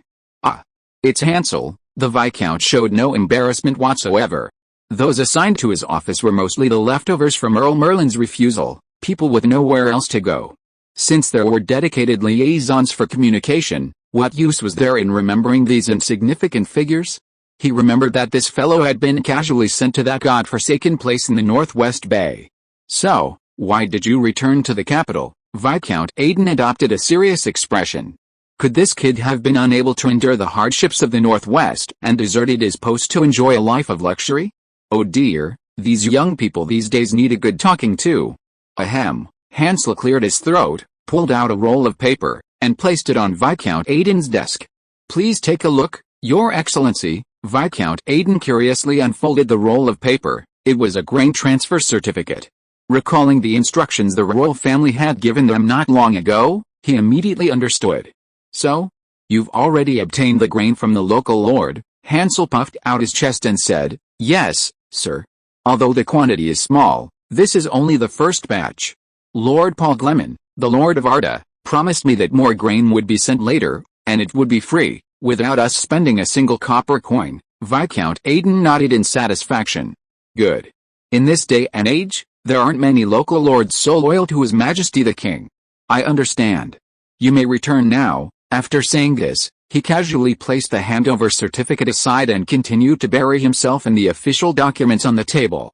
After a while, he still hadn't heard the door open or close, so he looked up curiously and found Hansel still standing there, seemingly waiting for something.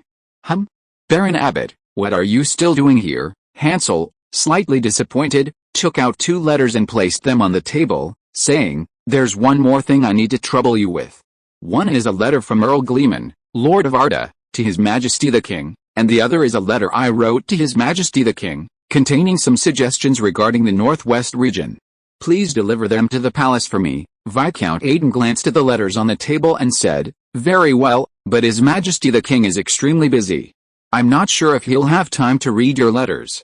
Hansel, if there's nothing important, you should hurry back to the Northwest Bay and continue fulfilling your duties as a royal envoy.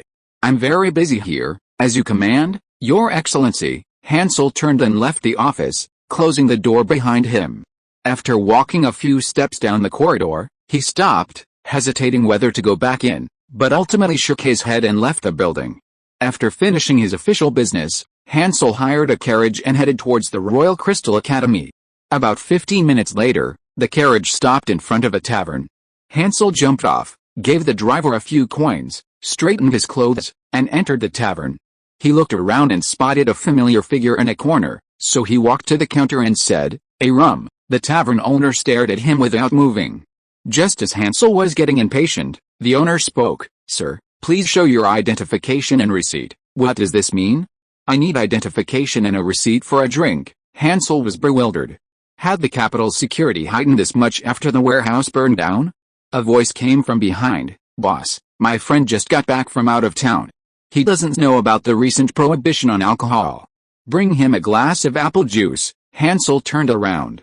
It was the familiar face sitting in the corner. He opened his arms warmly and said, "Bernard, it's been a long time." Hansel's old classmate, Baron Bernard Francis, also opened his arms and hugged him. "Yes, I didn't know where you've been for the past few months. I only found out this morning when Toman came to deliver a message that you went to the northwest to serve as a royal commissioner." The two walked to the table in the corner and sat down. Hansel asked curiously, "What's this prohibition you mentioned?" Bernard waved his hand. "Don't mention it. There's been a food shortage lately, hasn't there? His Majesty the King issued an order strictly limiting the production of all kinds of alcohol. Nobles can only drink half a liter of alcohol a day, and commoners can only drink 1 liter a week. Moreover, they are not allowed to drink at banquets or in public. I'm warning you, don't break the law. This is no joke. Several unlucky guys have already been caught and severely punished." "All right." Hansel reluctantly accepted the apple juice the shopkeeper offered. "I'll just have this to quench my thirst." Bernard took a sip of his own juice and asked, "Were you transferred back to the capital this time?" "No. I'm going back to the Northwest Bay in a few days." "Oh. That's unfortunate." Bernard raised his glass to Hansel in sympathy. Hansel continued, "Actually, besides wanting to catch up, there's something else I wanted to discuss with you." "What is it?" Hansel organized his thoughts and said, "There's an opportunity that could change your fate. I wonder if you'd be willing to seize it." "What opportunity?" his friend asked casually, then raised his glass to drink his juice. "Would you like to go to the Northwest Bay with me?" Cough, cough, cough. Bernard choked on his juice and coughed violently. Hansel quickly patted his back, and it took him a while to calm down. "Cough, you're not joking, are you?" Bernard asked Hansel suspiciously. "Going to that place was practically exile. Why would you drag your good friend into such a mess?" Hansel adopted a serious expression. "Bernard, I'm absolutely not joking. I just returned from the Northwest Bay. I know the land there, I know the people. I know the lords. It's definitely not the barren wasteland that the royal nobles describe." He stared into Bernard's eyes, emphasizing each word. "It's a rich, uncultivated, promised land, a land destined to be overflowing with gold." Bernard blinked and said, "Hansel, you know these flowery, empty words won't impress me." Hansel plopped down. "All right, Bernard. To tell you the truth, there's a place called Arda. The local lord wants to vigorously develop the industries within his territory, increasing the output of various resources, including grain and iron. However, he lacks skilled workers, especially those who can read and do arithmetic." Bernard stroked his chin, seemingly understanding his friend's intention. Hansel continued, "You know, food and iron are the most important resources in war. Once their production is increased and supplied to His Majesty the King in a steady stream, those involved in making this happen will certainly receive credit." Bernard nodded. "You're right, but is it guaranteed to succeed? Every lord hopes his territory will become increasingly prosperous, but I've never heard of a territory becoming rich overnight. Any investment carries risk. How will you know the outcome if you don't try?" He then introduced Arden's agricultural development plan to Bernard, recounting the various measures Paul had taken within the territory, such as suppressing pirates and enforcing strict laws, emphasizing that Arda was now well ordered, unlike the previous descriptions of the Northwest Bay as a place teeming with pirates and bandits. He concluded, "Think about it, Bernard. You're almost 30, and you're still a librarian at the academy. How much do you earn a month? Your options are dwindling. If you don't find a way, your life will be like this forever. The towns there may be smaller, but they are just as clean as the capital, making them perfect for living. The Lord has promised to pay those who come to him higher wages than before, and prices are extremely low." Hansel's words struck a nerve with Bernard, and he began to consider them carefully. Hansel pressed his advantage. "In the capital, low-ranking nobles like us are everywhere, but what about the Northwest? There are very few nobles there. You'll be like the sun to the commoners walking down the street. With our knowledge and talent, we can definitely secure a place there. After you've achieved some merit, you can choose to return to the capital or continue living there. But by then, the Northwest will certainly be prosperous thanks to our efforts." Bernard thought it over and finally said, "I need to think about your suggestion before I give you an answer." Hansel grasped his hand. "My good friend, think it over carefully. Also, tell everyone you know about this, especially those who are dissatisfied with the current situation, including commoners. If they were interested, have them come to me." Bernard nodded. "Okay, Hansel. I'll give you an answer by the day after tomorrow at the latest." Hansel raised his glass. "Cheers. My friend, I really hope we have enough grain to brew wine, so we don't have to use this dead juice as a substitute." The two glasses clinked together. "Cheers. I hope what you said comes true." Chapter 65 War Preparations. Starting in late July, Arda conducted several military exercises. After all, the upcoming war would no longer be fought against third-rate pirate groups, but against the military forces of nobles from another territory, so preparation was essential. To enable flexible use of forces on the battlefield, at Paul's suggestion, the general staff began experimenting with linear tactics. Each infantry battalion would be deployed in a horizontal line, with each pikeman company within the battalion arranged in 6 rows deep, each company responsible for 2 rows. The musketeer companies would be deployed separately, in 3 rows, each platoon responsible for 1 row. Compared to the currently popular phalanx tactics, the Arda army's front was wider, while its depth was smaller. The wider front created a semi-encirclement effect, and as the number of muskets increased, it would become increasingly effective against dense phalanxes, allowing for a rapid output of firepower to the enemy. Compared to the large combat groups of tens of thousands or thousands commonly used in the world, smaller unit formations like companies and platoons offer more opportunities for lower-ranking commanders to exercise initiative, provided that the army has a large number of qualified junior and mid-level officers. Paul was certain that no other power in the world valued the training of junior and mid-level officers as much as he did. He even established a military academy specifically to train qualified lieutenants and sergeants. In most countries, the lower-ranking officers in the army were not much better equipped than their ordinary soldiers. Given the poor accuracy of smoothbore muskets, musketeers were not allowed to fire without an officer's order. In practice, there were generally 2 methods, volley fire or parry fire. In volley fire, 3 ranks of soldiers fired sequentially from front to back. While one rank fired, the other 2 ranks aimed or reloaded, thus maintaining a continuous output of fire. During a volley, the first rank of soldiers fired while kneeling, while the second and third ranks fired standing. This allowed all soldiers to fire simultaneously. Although this volley couldn't maintain uninterrupted fire, historical examples in Europe demonstrated the effectiveness of a fierce burst of fire in the minutes leading up to the enemy before launching a charge. A single volley could fully prepare the well-trained pikemen for their charge. Paul had read in a previous life that such a volley not only inflicted greater casualties but also created 3 times the fear and shock of a single volley, significantly demoralizing the enemy. The reasoning was simple. For most people, the shock and terror of a prolonged clap of thunder was greater than the combined shock and terror of 10 intermittent claps of thunder. Paul believed that a single volley would be enough to crush the hastily conscripted troops of local lords.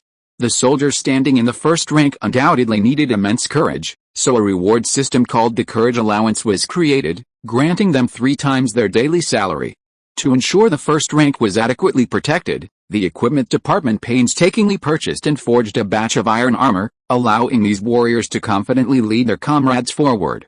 To alleviate the soldiers' fear of the primary ranged weapon of the era, the bow and arrow, the equipment department also mobilized the populace to hastily produce 100 wooden bows to fire thin wooden sticks with cloth wrapped around their heads.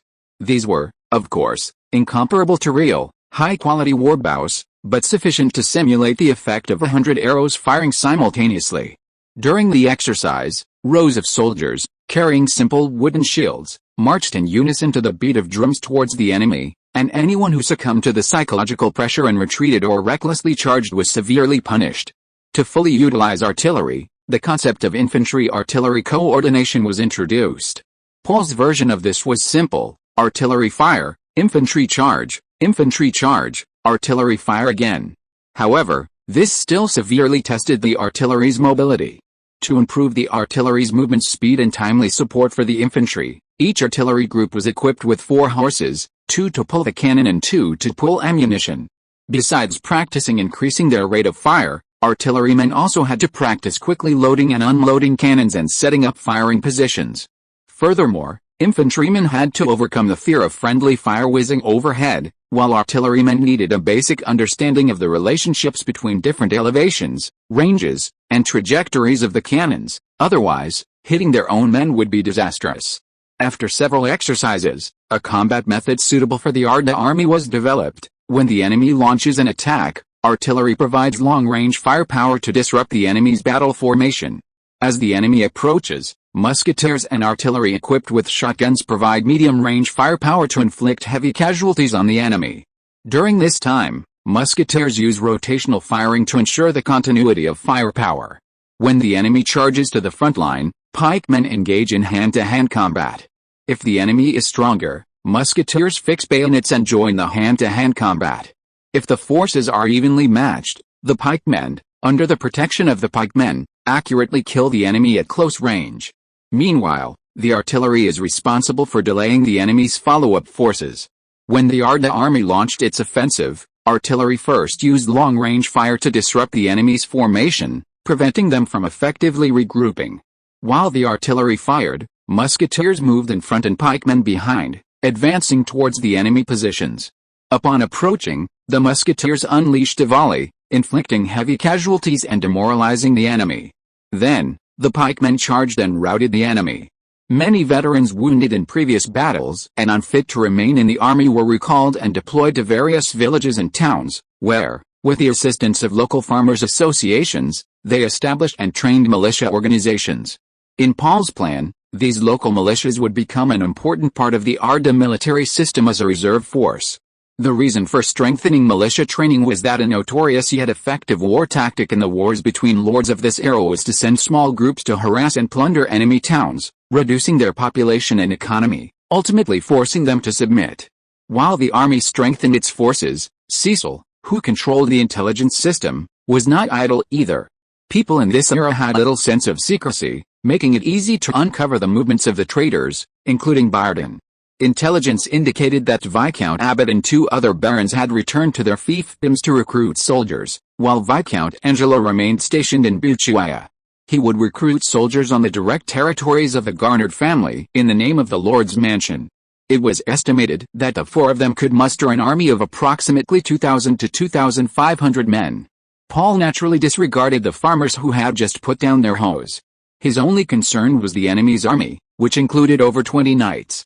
Unlike the watered-down knights of the Gleman family, these were genuine knights, forming a considerable cavalry force, and each possessed exceptional martial skills. Should we practice the hollow square formation? Paul suddenly thought of this. Chapter 66 Hansel's Return. Hansel spent a week in the capital, finding 37 people who wanted to go to the northwest, including his friend Bernard Francis. Of these 37, 17 were low-ranking nobles, including Bernard, and 20 were commoners, their professions including scribes, mechanics, and former low-ranking officials in the royal government. After deciding on his return date, Hansel bid farewell to his family. His mother, Miranda, was heartbroken.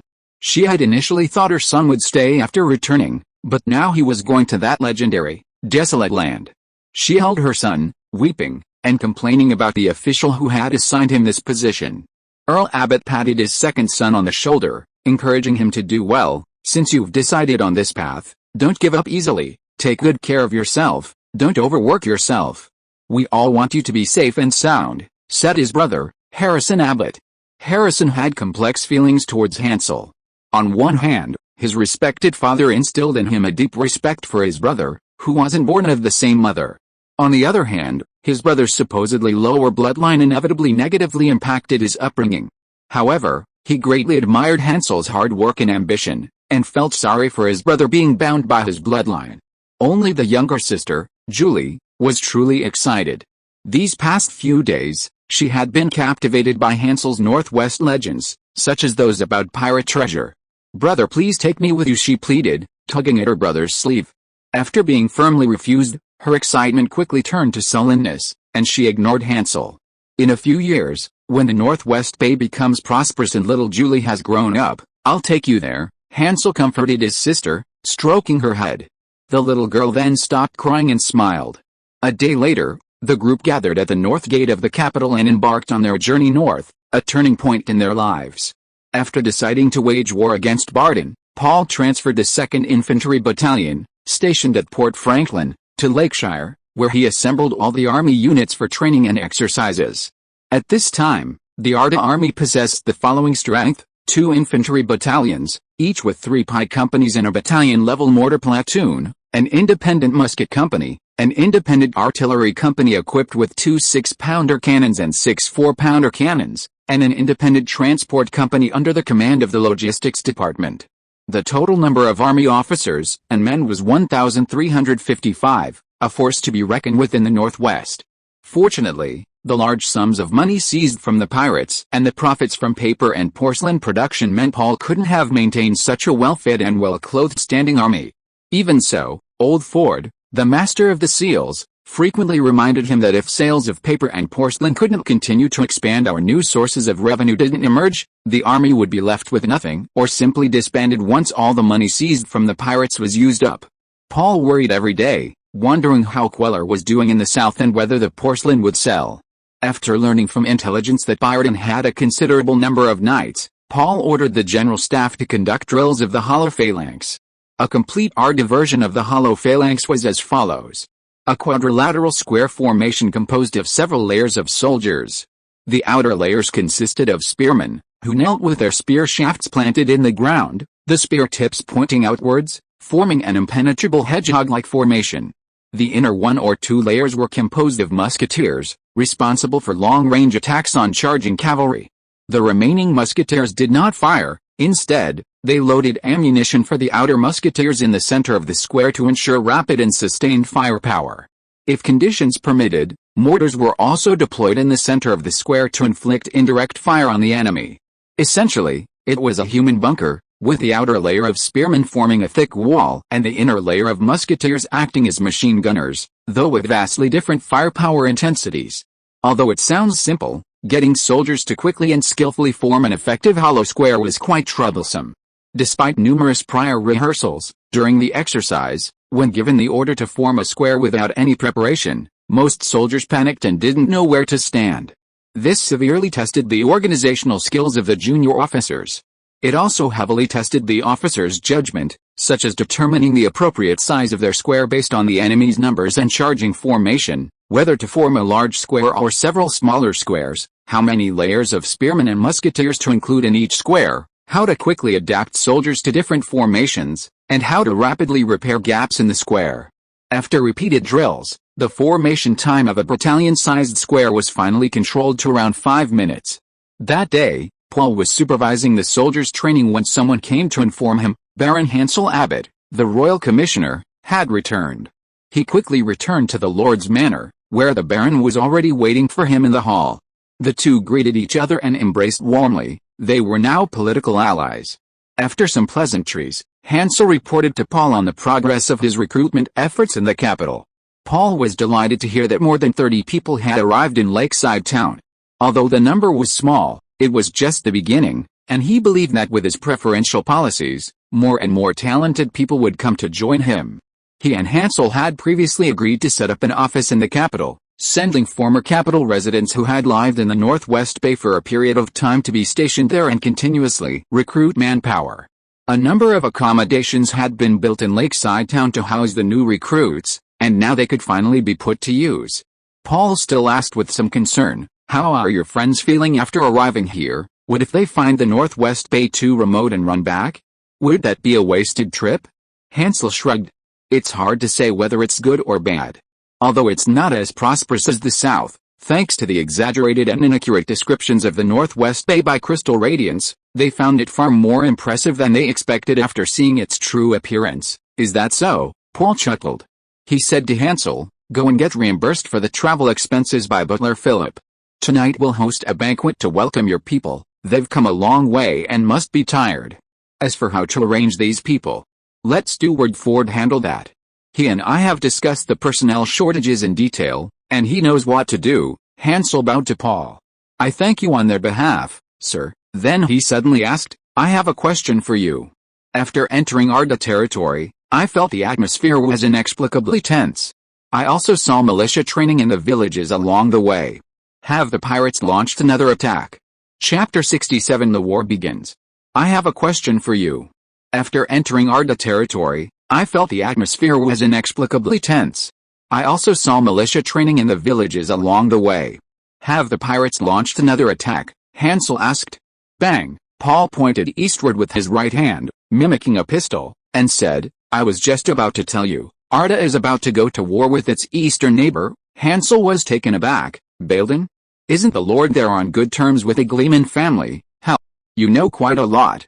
Didn't I tell you before that I spent some time in Burchuia and heard a lot about the Garnered family? Paul stopped beating around the bush. You mentioned before that old Garnered's death was suspicious, right? Hansel nodded.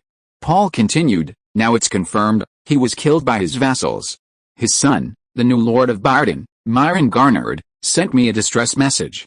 The traitors not only murdered his father but also intend to harm him. Hansel understood. So you're going to help Count Garnered? Paul said meaningfully. On the one hand, Myron is my sworn brother, I can't leave him unattended. On the other hand, Bayhorn has high-yield coal and iron mines. He then trailed off. Hansel nodded, recalling the industrial plans Paul had outlined before his return to the capital. It wasn't hard to guess what his lord was planning. To punish a vassal who betrayed his lord, this was indeed an excellent pretext for intervention. Then Count Garnered, Myron is safe and sound in Lacquer town. Now we can focus on dealing with those traitors. Hansel felt relieved. If Count Garnered were still in the hands of his vassals, things would be much more difficult. The other side could easily claim that Paul was slandering them. As for whether they could win, he wasn't too worried. Before setting off back to the capital, he had witnessed the Arda army's drills in Lakeside town. He swore he had never seen such a synchronized and disciplined force, even in the capital. The soldiers' spirit was comparable to the royal guards, and they even exuded a subtle killing intent. Even if Hansel knew nothing about military affairs, he knew that such an army was beyond the capabilities of minor nobles like viscounts and barons. No wonder Earl Gleman was reluctant to send his soldiers south to quell the rebellion. Paul looked at Hansel and said, could you do me a small favor? I need a brilliant war declaration. I heard you have excellent grades at the Royal Crystal Academy. Writing shouldn't be too difficult for you. Right, excellent is an understatement, but if your excellency truly wishes for me to write it, I would be extremely honored. Hansel's sudden humility made Paul feel a little uncomfortable. Alright, then it's up to you. I'll introduce you to Myron later, and we can talk about Bayhorn. Time passed day by day. During this time, Bayhorn sent several messengers to invite Myron Garnered back, but Myron refused them all. Paul gathered some very experienced people to form an organization called the Meteorological Bureau. Their daily task was to observe and record the weather, and predict the weather changes for the next few days based on their experience. By September 1st, autumn had arrived, and the Meteorological Bureau predicted that it was unlikely to rain in the next few days. Paul also felt that his army was ready, and it was time to make a showdown. A proclamation was distributed to the northwestern territories, including Bayhorn's.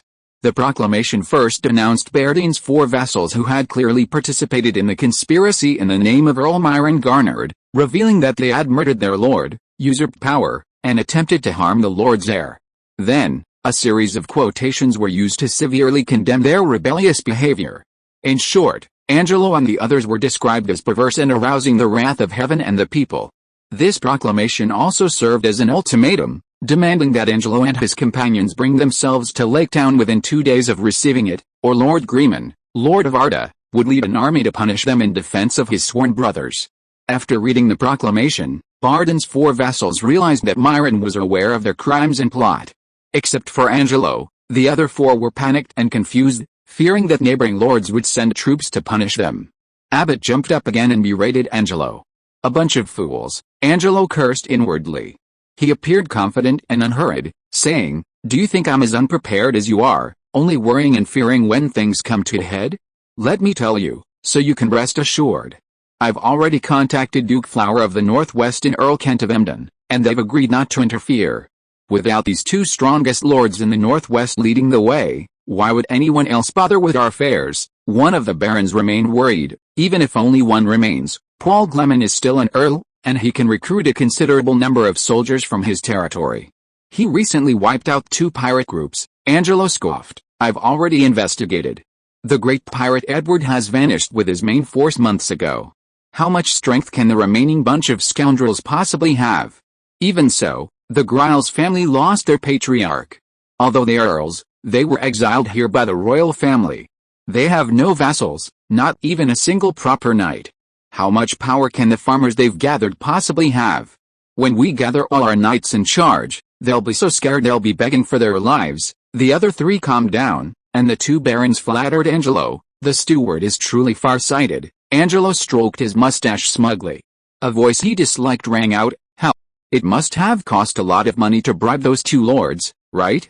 Tell me, did you, the steward, empty the treasury in the lord's manor?" Angelo was furious. Even at a time like this, he's still thinking about the treasury, but on the surface, he merely snorted coldly, raised his head, and said, "I am the rightful steward of the Lord's seal in the Lord's manor.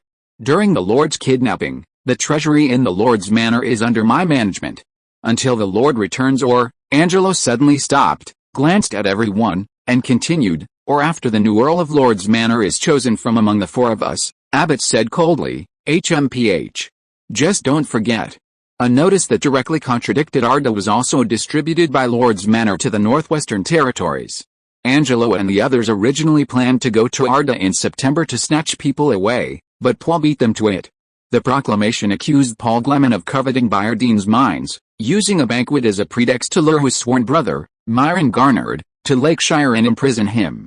When his demands were not met, he falsely accused them, his loyal vassals, of betraying their lord, attempting to use this as a pretext to invade and annex Bayardine. To uphold the dignity of the Garnard family and protect their territory, they had no choice but to rise up in self-defense. The war began. Thanks to, and 201,709,182 for their generous donations. Chapter 68, Engage the Enemy. September 3rd, as the first rays of sunlight touched the earth, the Arda army, which had been assembling near the border for 2 days, began its march towards Buchwaya, the capital of Walden. Intelligence indicated that the four rebels had concentrated their forces in Buchwaya, intending to spend 3 to 4 days preparing their weaponry and supplies before attacking Arda. Paul grumbled about this logistical inefficiency, saying, "You don't need to make such a long journey, I'll go myself," because this was the first clash between Paul's newly established military system and the world's more conventional military forces. He took it very seriously. He personally led a group of staff officers to command the operation, while Chief of Staff Schroeder and the remaining staff were stationed in Lakeside Town to direct the militia in case of emergencies. With scouts from the border, news of the Arda army's crossing was relayed back to Buchwaya by fast horse. Shocked by the enemy's speed, Abbott wanted to lead his troops to intercept Paul immediately, but the shrewd Angelo advised them to wait patiently outside Buchwaya.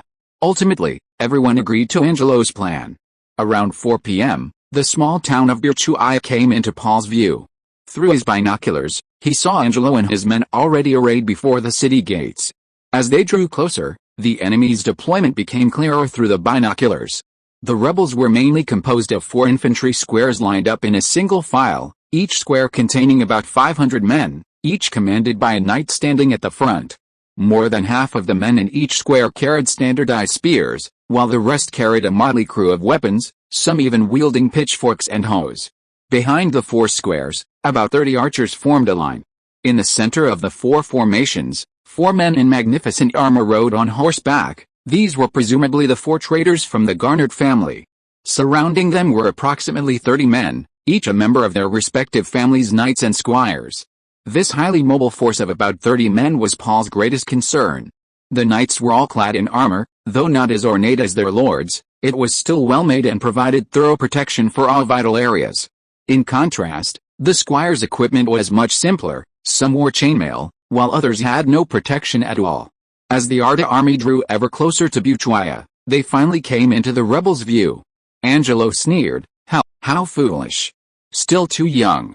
They've only wiped out a few third-rate pirate groups and they're already this arrogant." Baron Amos, standing beside him, asked curiously, "Why do you say that, Your Excellency?" Angelo explained, "They set off at dawn and have already covered almost a day's journey. Paul Gleman himself might feel alright on horseback, but his soldiers are probably exhausted. How much strength do they have left for fighting?" Although he knew nothing about military matters, Baron Amos still felt ashamed. He hadn't even grasped such a simple truth.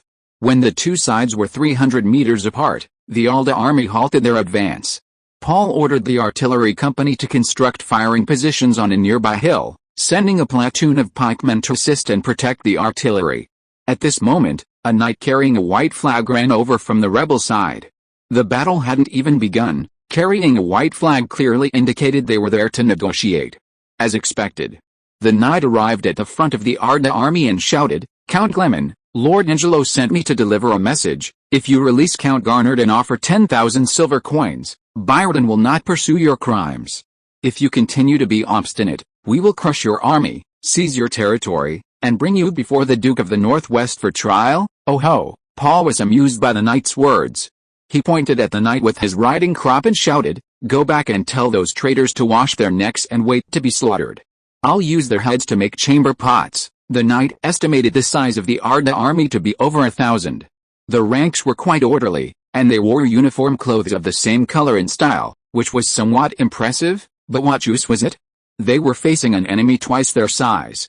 And more fatally, apart from a few mounted officers, there were no other cavalry forces in the Arda army. The outcome of the battle was already decided. Foolish, the knight sighed inwardly upon hearing Paul's reply, then turned his horse and galloped back to his men. He quickly reached Angelo and the others, relaying Paul's words and describing the Arda army's situation. Ha ha ha! Angelo and the others burst into laughter upon hearing the knight's description. The outcome was no longer in doubt. Angelo looked around at his men and said, "Gentlemen, we have the advantage in numbers, the advantage in stamina, and the advantage in terrain. If we stand here and wait for that pitiful army to attack us, we'll be a laughingstock. I suggest we launch the attack." Just as Paul hesitated between continuing the offensive or provoking an attack, he noticed the rebel phalanx moving towards him and immediately ordered preparations to engage. As the order was given, the 2 battalions of pikemen and a company of musketeers quickly transformed from marching columns into linear combat formations, while the 2 battalions attached mortar platoons were deployed in the gaps between the formations. To test the combat effectiveness of the large-scale deployment of muskets, Paul ordered the artillery not to fire upon receiving clear instructions. He instructed the musket company commander, Dempsey, to direct the musketeers firing. "Check equipment, light the matchlock." With Commander Dempsey's loud command, the musket company soldiers removed their matchlocks, took out their flintlock tubes, and lit them. Load ammunition. Thanks to their rigorous daily training in preloaded cardboard ammunition, the soldiers completed the entire process from removing their muskets to loading ammunition in less than a minute. While the musketeers loaded their ammunition, the mortar platoons deployed in the gaps between the formations also secured their guns, loaded loose rounds, and were ready to fire at any moment. On the rebel side, as the 4 phalanxes moved, their initially orderly formation began to crumble. After moving more than 100 meters, the phalanxes became unrecognizable, much like the scene when Paul first reviewed his troops in Lake Town Square. Seeing the enemy getting closer, Company Commander Dempsey once again emphasized to his soldiers that they were not allowed to fire before receiving orders. To achieve a better hit rate, they had to wait until they were close enough to the enemy before firing. Only when the rebels were only about 100 meters from the Arda army did Company Commander Dempsey give the order.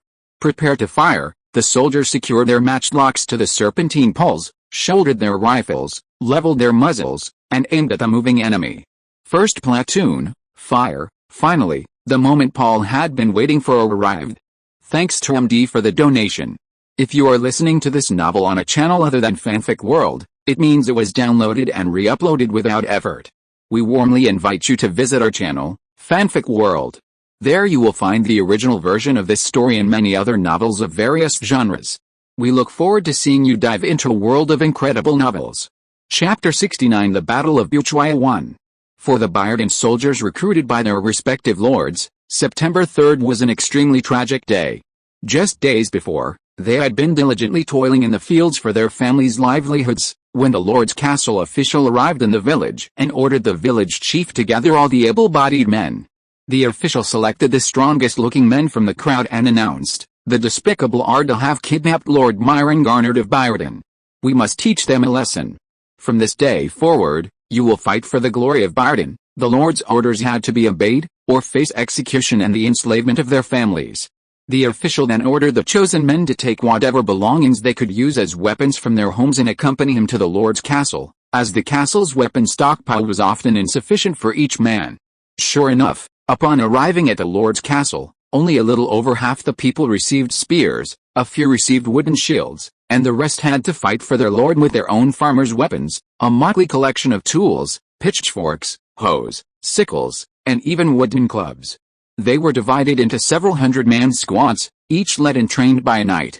For the next few days, they practiced how to stand in formation, how to move as a group, how to camp, and spent most of their time practicing hand-to-hand combat with wooden clubs. Occasionally, a few enthusiastic knights would come over to offer some pointers, but most simply stood by and watched. Many of these practice sessions escalated into actual brawls due to the excessive force used, resulting in accidental injuries.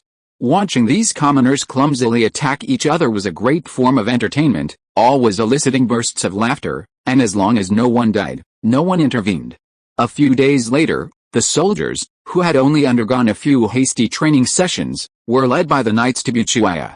They were to collect their supplies and some other weaponry there before heading to the neighboring territory to settle scores with the Arda.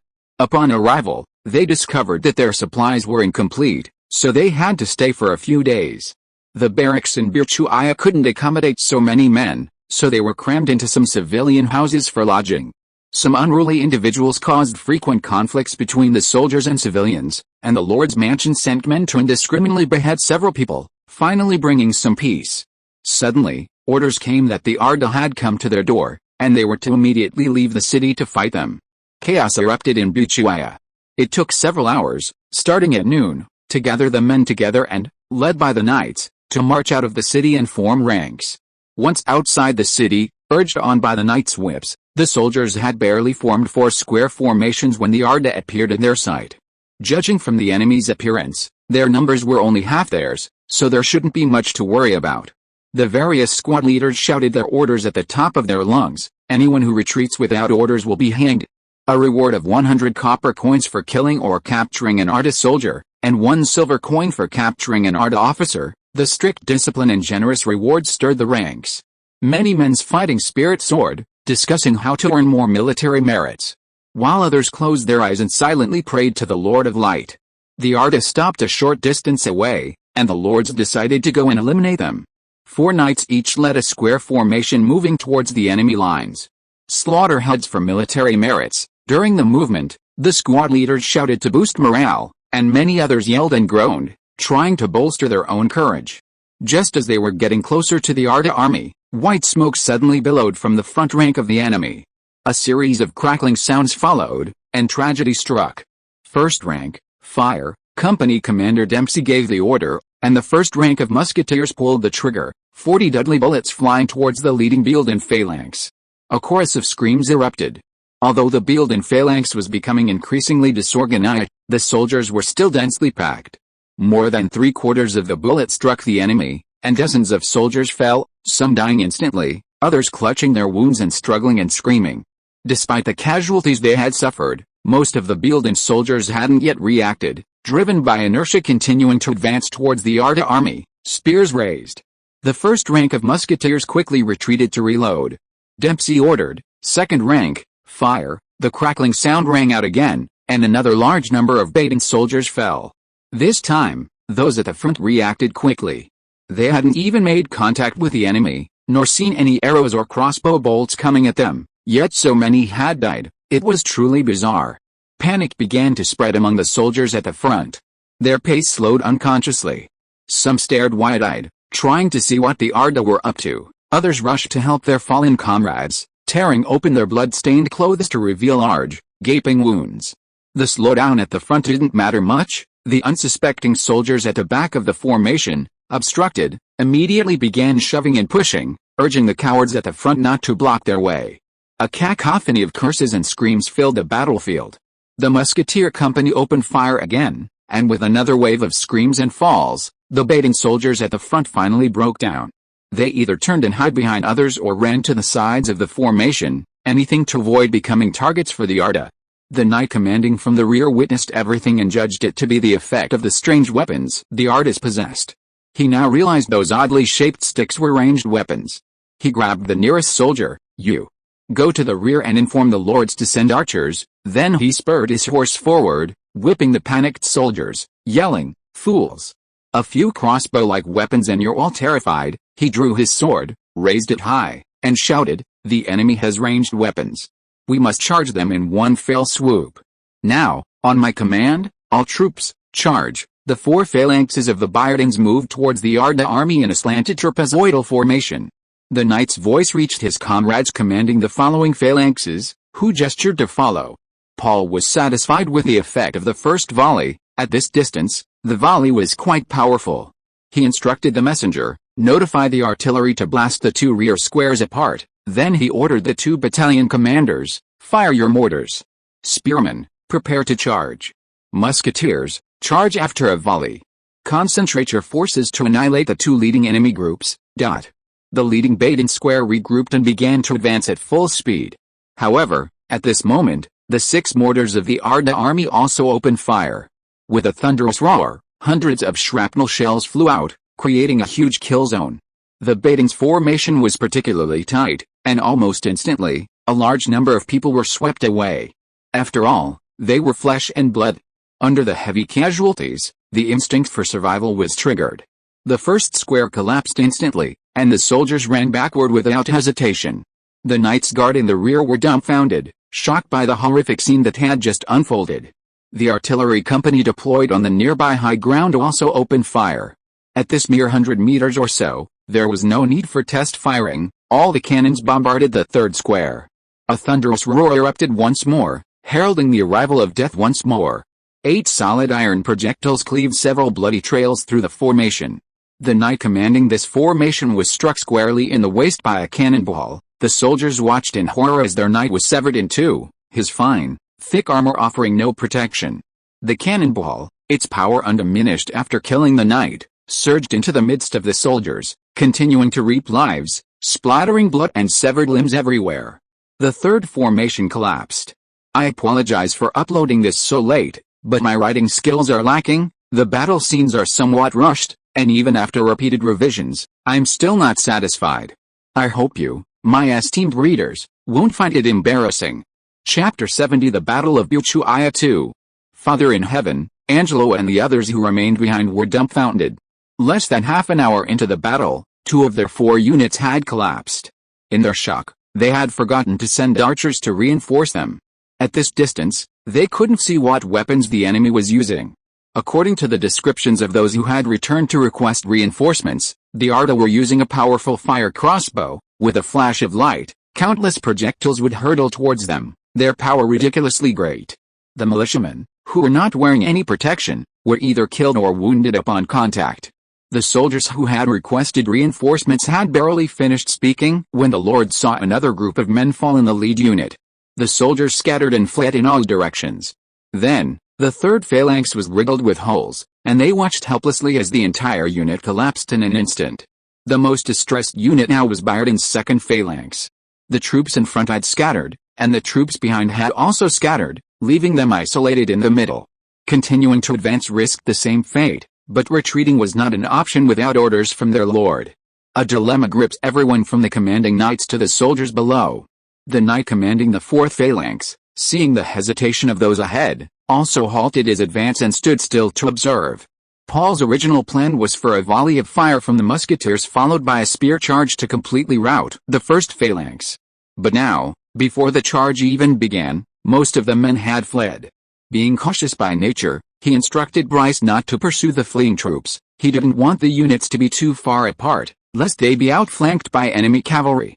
Paul then ordered all troops to advance as a whole. The marching drums sounded, and the 2 companies of the battalion slowly advanced to the beat. Abbott's face turned pale. "This can't go on," Angelo said anxiously. "Let's gather all the knights and militia and charge them in one fell swoop." The 2 barons were shocked and pleaded with bitter faces. "My lords, please consider carefully. This time, we've brought almost all the labor force from our territory. If they all die here, there will be no one to work our land, and the old, young, women, and children will starve to death." The Alda's terrifying weapons had terrified them. In their minds, only the evil magic of legends could have such vicious power. As minor lords, their territories didn't have many people to begin with. This time, they brought all the able-bodied men they could conscript, partly to curry favor with the 2 viscounts, and partly to plunder more and get a larger share of the spoils when they attacked Alda. Judging from the two viscounts' previous confident demeanor, they thought it would be a large-scale armed demonstration that would end in a few days and wouldn't interfere with the farm work. Who would have thought they'd run into such a big obstacle before even setting off? Angelo roared. To hell with this territory. To hell with the old, the young, the women and children. Don't forget what we did to old Garnard. This isn't just a simple dispute between lords. If Gleman wins, do you think paying him a sum of money will be enough? Do you think you can continue being lords peacefully? We'll all be in jail, we'll all be hanged, and our property will be confiscated. He snarled at the two minor lords. Your families will be enslaved, your wives and daughters will be at Gleman's mercy, but by then you'll be hanging. The two barons were terrified by the horrific scene Angelo described and fell silent. Abbott, however, remained somewhat calm. Judging by the effectiveness of their weapons, a direct charge will inevitably lead to annihilation again. Angelo was exasperated. Then what do you suggest? He was skilled in politics but knew only a little about military matters.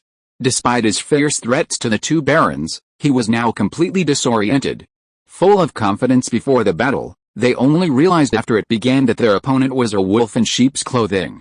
The feeling of falling from grace was unpleasant. Abbott told the soldier who had just called for reinforcements, "Send a horse and tell the remaining two groups to spread out as much as possible, not to crowd together so tightly." He was deeply annoyed. The enemy's weapons were probably similar to bows and arrows. If they hadn't used such a dense formation when advancing, so many of their men wouldn't have been killed so quickly. The infantry, in order to defend against cavalry charges and to create a greater density of weapon fire across the same frontal width, were packed very tightly together, which in turn enhanced the lethality of the Arda army's firearms. He hated the knights commanding the army at the front. Gleman has no cavalry, and we outnumber them. Why are we lined up so tightly? It was too late for regrets now. He told the other three lords, send the archers to follow behind and suppress their ranged weapons. Have the men in front spread out to entangle the Arda and draw their attention. I'll lead all the knights to circle around to their rear from the right and launch a charge. Everyone agreed, ordering all the knights around them to assemble and follow Abbott in the charge. The messenger also ran ahead to deliver the new orders. The knights assembled much faster, quickly forming an attack formation and spurring their mounts into a gallop. Normally, knights from neighboring territories would occasionally gather for tournaments or group hunts. Tournaments were for honing individual skills, while hunts were for improving the knights' teamwork. Although the teamwork honed in this way couldn't compare to that of a formal knightly order that trained together year-round, in the rural northwest, they formed an incomparably powerful force when united.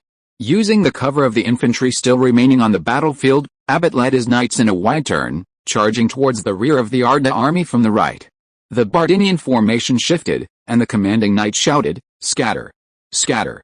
Scatter and their weapons won't be able to hit you." The soldiers scattered haphazardly, the two squares gradually merging into a shapeless mass of men standing sparsely from a distance.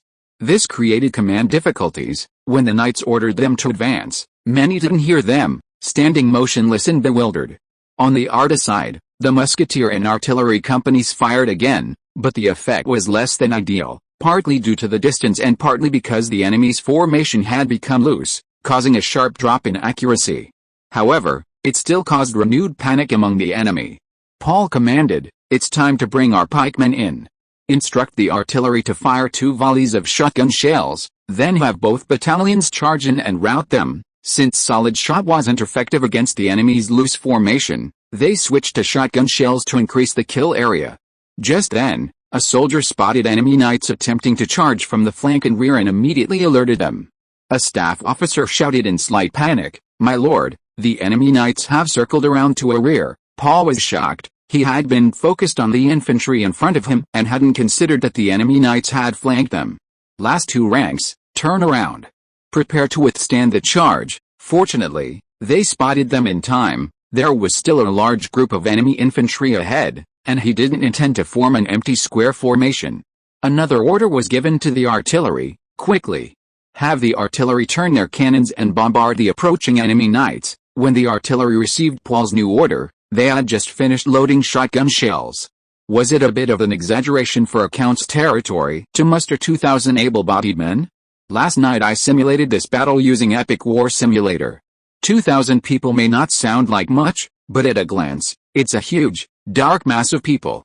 Chapter 71 Shotguns against Cavalry. The artillery on the high ground had noticed the approaching enemy, and the pikemen who came to assist them braced their pikes against the ground, preparing to defend against the cavalry. After Paul's order was relayed, the artillerymen adjusted their cannons, loaded with volley fire, aiming them at the path the Bayhorn knights were sure to take. Abbot saw the Arda soldiers turn and assume a defensive stance. HMPH, he thought.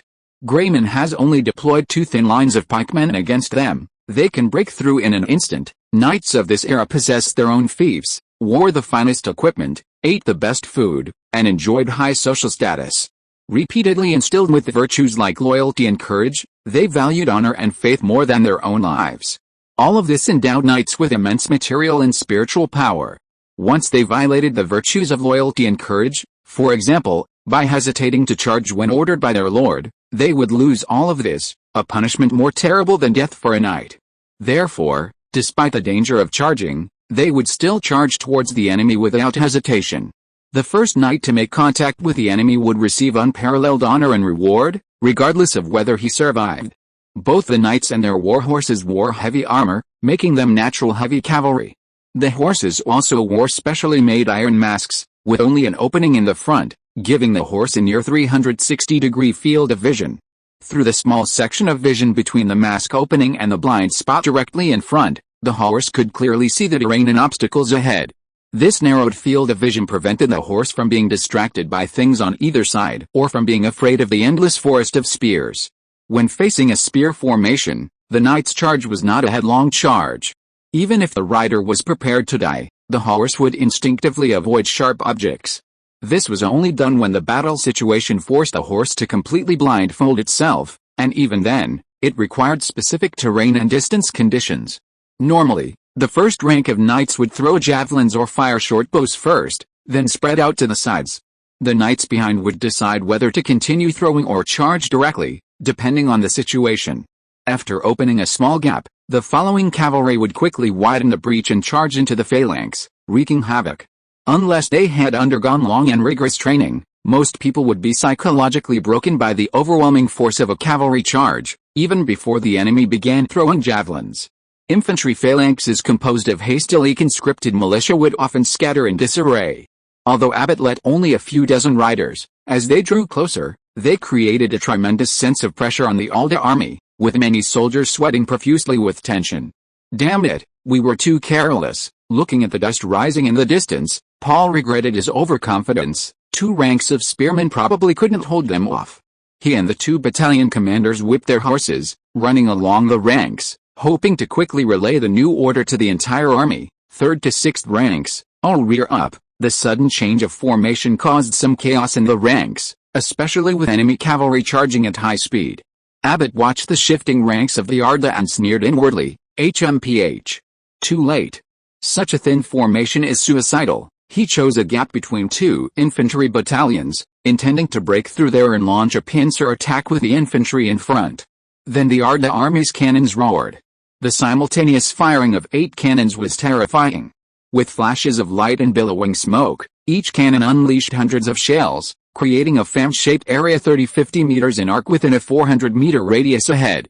A terrifying, deadly storm of metal swept towards the Bayhorn cavalry. Just as Abbot and the knights near him raised their javelins, countless deadly projectiles struck from their right.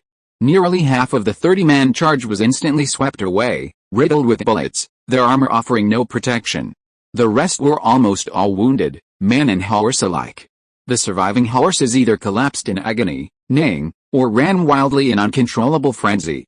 The fallen knights struggled to avoid being trampled by their mounts, or howled uncontrollably from the pain of their wounds.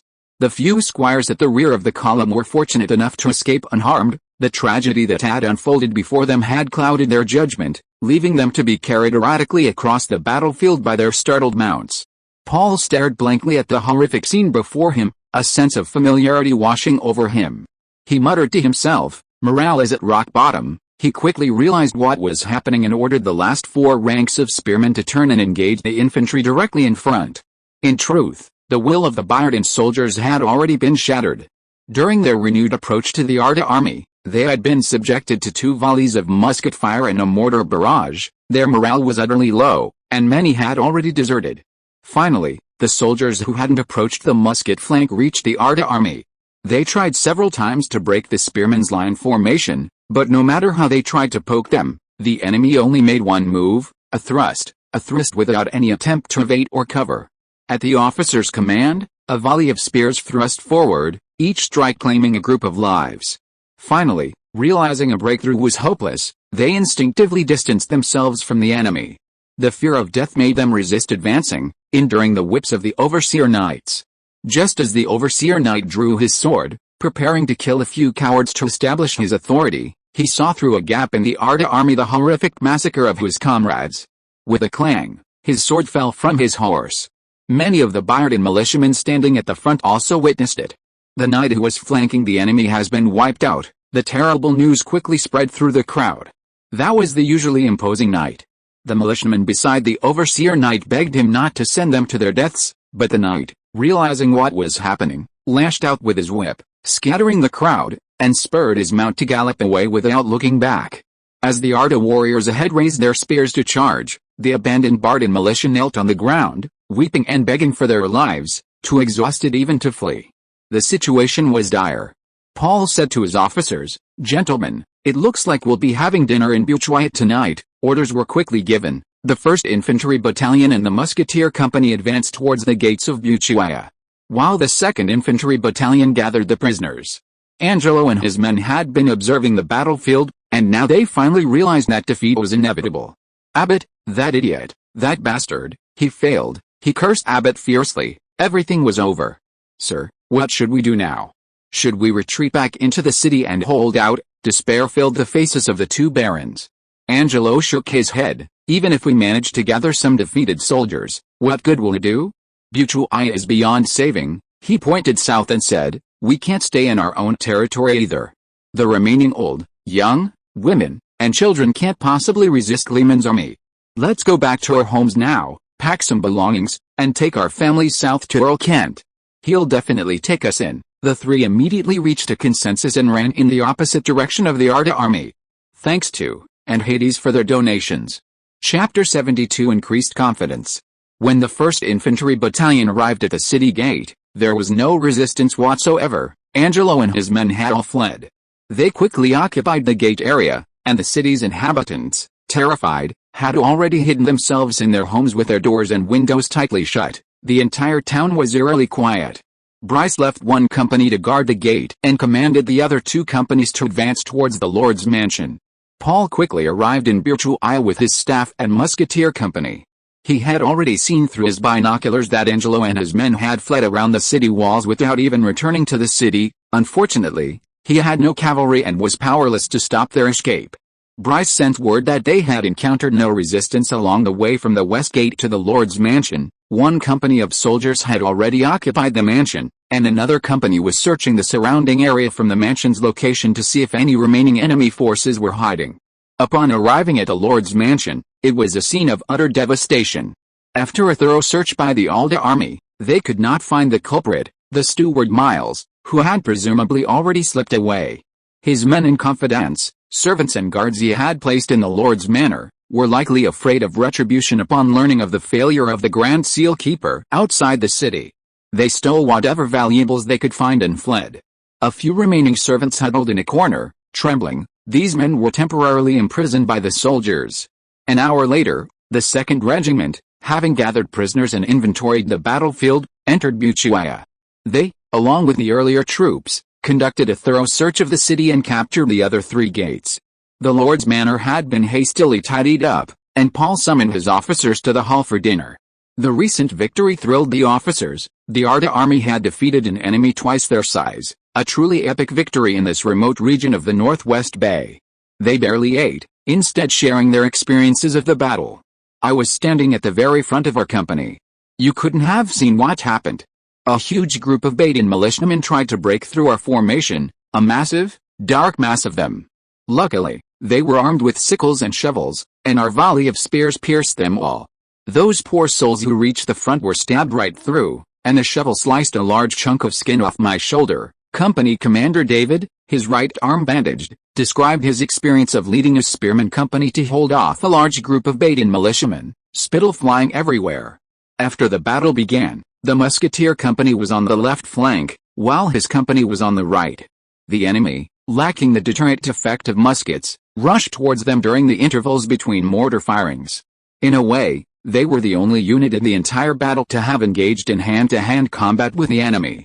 Thinking about it now, it's still quite frightening. The edge of that thing was pretty sharp. What if it had sliced my head off? A toast to you. I hope his shovel wasn't used for shoveling manure. Ha ha ha. Everyone continued to praise the artillery's performance on the battlefield.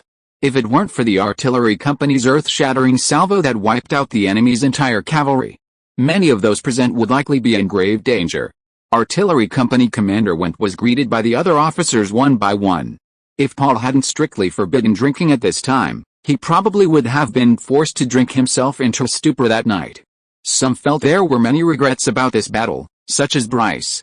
Alice, it's a pity we don't have cavalry. Otherwise, those traitors wouldn't have escaped. The officers wholeheartedly agreed, not only because they couldn't pursue Angelo and his men. Count Gleman was too cautious, not allowing pursuit even after the enemy retreated, fearing that the units would be too far apart and surrounded by the numerically superior enemy, and even more so because he feared his prized artillery would be silently wiped out without infantry cover. If they had a cavalry unit, with their high mobility, they could promptly drive away any enemy that might appear on their flanks or rear, and provide timely support to besieged allies, making the battlefield much less daunting. Paul reassured everyone, "Don't worry, everyone, there will be bread, there will be milk, everything will be alright." Seeing the high spirits of the crowd, he himself was also very excited. It was already dark, and given that the army had marched all day and just gone through a fierce battle, Paul didn't want to exert himself any further. Letting the officers and soldiers rest as soon as possible was the best course of action. He gave several instructions. First, to maintain vigilance and prevent sabotage by remaining enemy forces inside and outside Buchwaya. Second, to avoid harassing the residents, and if there weren't enough barracks in the city, to set up tents on the streets. And third, to manage the prisoners well. After everyone dispersed, Paul arranged for someone to ride a fast horse back to Lakeside Town overnight to report the victory to those left behind, and instructed Myron Garner to set off for Buchwaya the next day. The guards prepared a room for Paul to rest in, but after 10 p.m., he lay in bed unable to fall asleep, his excitement still unsettled. The previous suppression of the pirates was just a small test, and that victory didn't give him much of a sense of accomplishment. They were just a bunch of desperate men. But this campaign against Varden was his first direct confrontation with the old system of this world. Although this system had only revealed the tip of the iceberg, this victory gave him the confidence to pry open the iceberg. His technological advantage allowed him to stand at a certain peak in this world, looking down upon all living beings. Firearms demonstrated their immense power in this battle. According to the officers' descriptions at dinner, it was fortunate that the people of the Northwest were known for their fierce and stubborn nature.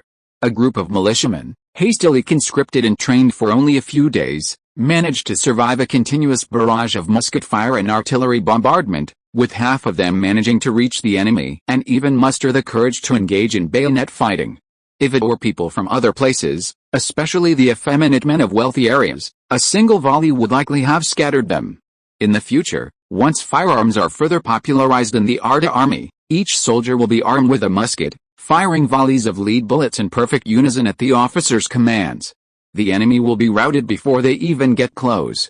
With a supporting artillery barrage hitting exactly where they aim, the scene is thrilling just to imagine. Execution in a line is the romance of men. And then there's the cavalry unit the officer mentioned. In this era without the Maxim gun, cavalry is indispensable. If they lack cavalry while the enemy does, they will be tactically at a significant disadvantage. Of course, this requires money, money, money. He knew he had to continue expanding the paper mill and porcelain factory, and he decided to no longer wait for sea routes to open up, but instead utilize land trade routes directly. The sales of new products would no longer be limited to the Northwest, but would expand throughout the kingdom and the entire continent. Previously, he had always feared that rapid development would attract the covetous eyes of surrounding powers, but now Paul's confidence had grown immensely. Victory had freed him from his timidity. Thanks to for the generous donation. Chapter 73 Prisoner Camp. 4th, Myron Garner awoke from his sleep. Dejected, he finished washing up and went to the castle's dining room for breakfast.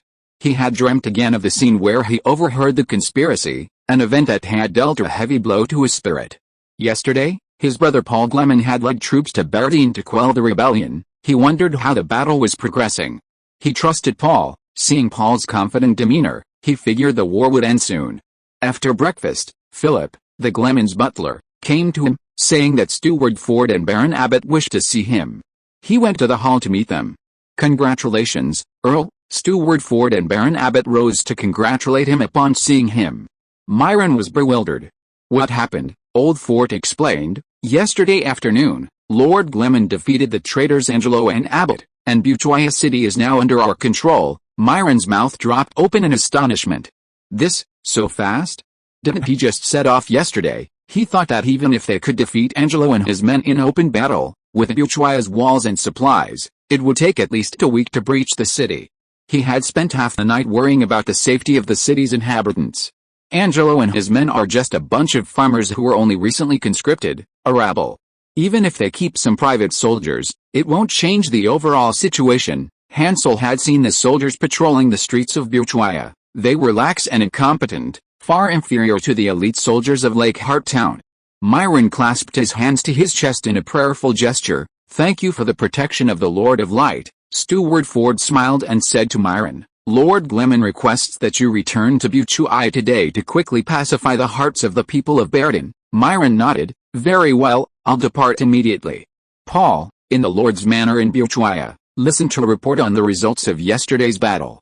According to intelligence obtained from interrogating several knights and minor leaders, of the rebel force of over 2,000 men, approximately 400 were private soldiers previously employed by Angelo and his men, about 300 were mercenaries, and the remainder were farmers or serfs conscripted from various parts of Berdine.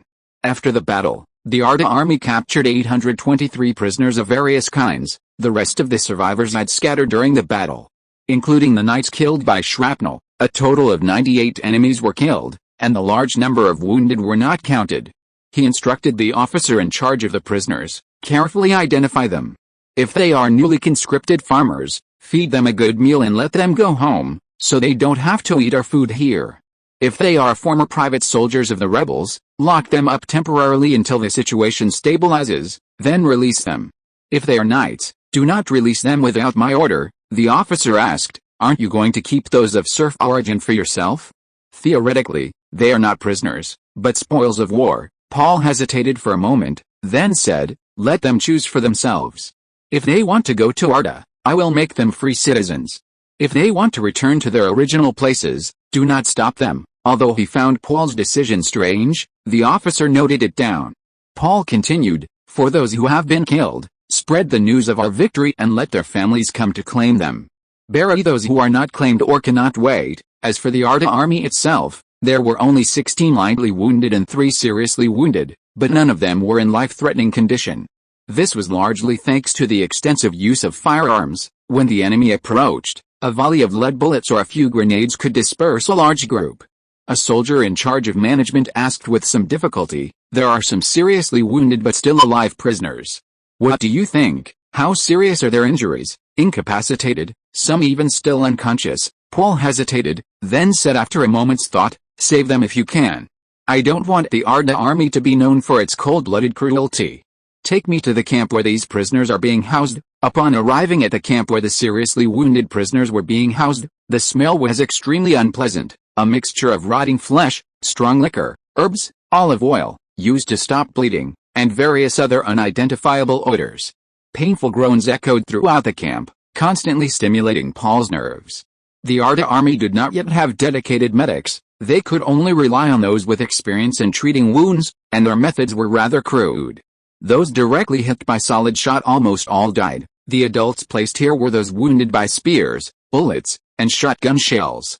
Those wounded by spears were relatively easy to treat, but for those wounded by muskets or shotgun shells, they could only rely on their past experience treating arrow wounds. Tie the patient up tightly, gag them with a stick, then use a knife to remove the lead bullet from the wound, apply herbal ointment, and bandage it. For those wounded whose limbs were clearly beyond saving, there was only one method: sawing them off. Paul happened to witness such an unfortunate operation. The gruesome scene made him quickly retreat from the tent after only a glance. Bryce whispered to him, "Those who are clearly beyond saving, Should we? He made a throat-slitting gesture. After a moment of internal struggle, Paul said helplessly, give them a quick death. Even for the wounded prisoners being treated, all they could do was try their best and leave the rest to fate. In this world of underdeveloped medical technology and virtually non-existent hygiene practices, even those who survive often die from wound infections like tetanus, resulting in an extremely high mortality rate. This inspection served as a wake-up call for Paul. It was time to establish a more formalized medical system, especially within the military. In previous battles, the Arda army had overwhelmingly defeated their opponents with superior equipment and systems, suffering minimal casualties. But what about the future? If they were to face an evenly matched or even stronger adversary, a large number of seriously wounded soldiers would inevitably emerge, making battlefield medics crucial. Should they rely on these primitive medical techniques or the holy water of charlatans to treat their precious soldiers? Absolutely not. Every soldier is invaluable. They have received so much effort and dedication. Given the current relatively small size of the army, the death of any soldier is a tremendous loss, especially experienced veterans, the seeds for future expansion. Furthermore, the civilian population also needs an advanced medical system. For example, childbirth alone has an extremely high mortality rate for both mothers and infants. Paul recalled reading in his previous life that the maternal mortality rate in ancient China was as high as 30%, and the infant mortality rate before the founding of the People's Republic of China was about 20%. He figured that in this world, with a level of social development similar to the Middle Ages, these figures wouldn't be any better. Even if we can't immediately improve medical standards, we at least need to improve nursing standards.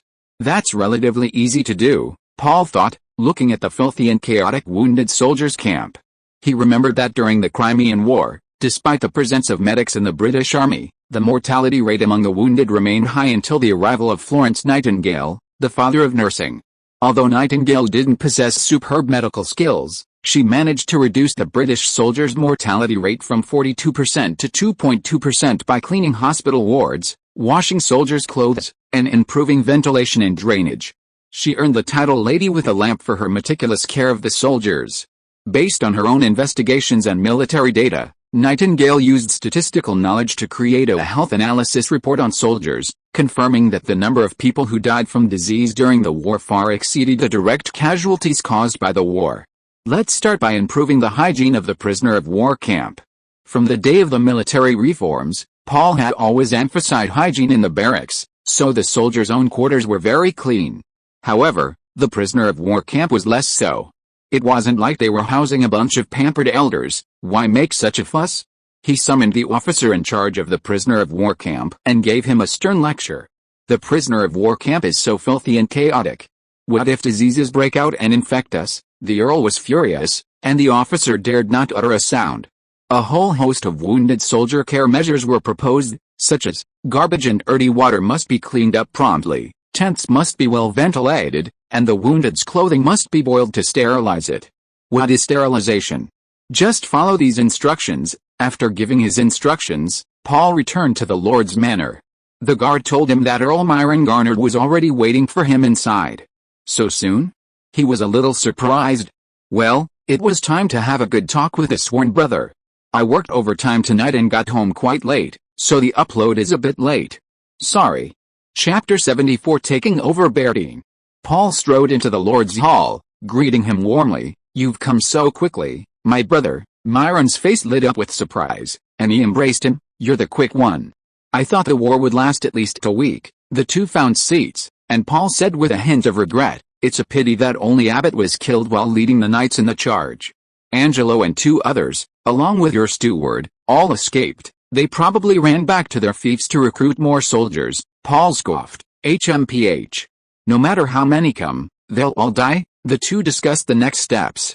Although Paul had won the battle, Myron Garnard was still the Lord of Bayhorn.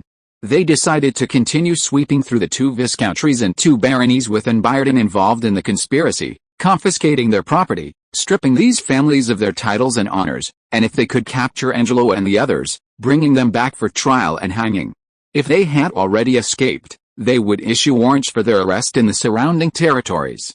As for Baron Andrew, who led his troops south to quell the rebellion, his territory would remain untouched until his involvement in the conspiracy was confirmed. Of course, Given the recent fierce battle, Paul told Myron that his soldiers needed a period of rest. The two continued chatting for a while, when suddenly Myron sighed deeply. Returning to his home, everything had changed. It was desolate and empty. All the familiar faces were gone. Although he knew that most of the servants were arranged by his steward, Miles, the empty manor still filled him with a profound sense of loss. "Paul, I want to." Myron hesitated. What do you want to do?" After a moment of hesitation, Myron finally spoke. "After hanging those traitors to avenge my father, I plan to become a monk in a monastery." PFFT, Paul, who had just finished drinking water, spat it out. Monks never married, lived a simple life, prayed and chanted scriptures, dedicating their entire being to the Lord of Light. On earth, wouldn't that be considered renunciation? Why would you give up a perfectly good lordship to become that? Paul was extremely anxious. His anxiety stemmed from other reasons as well.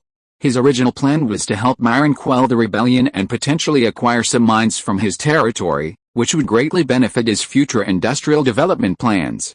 He had saved Myron's life and done him such a great favor, and given their past relationship, Myron should be easy to talk to.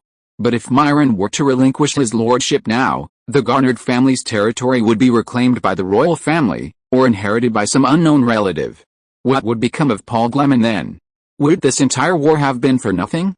No, he had to make him abandon this foolish idea, or at least postpone it. Once he got what he wanted in Bayhorn, then let him be.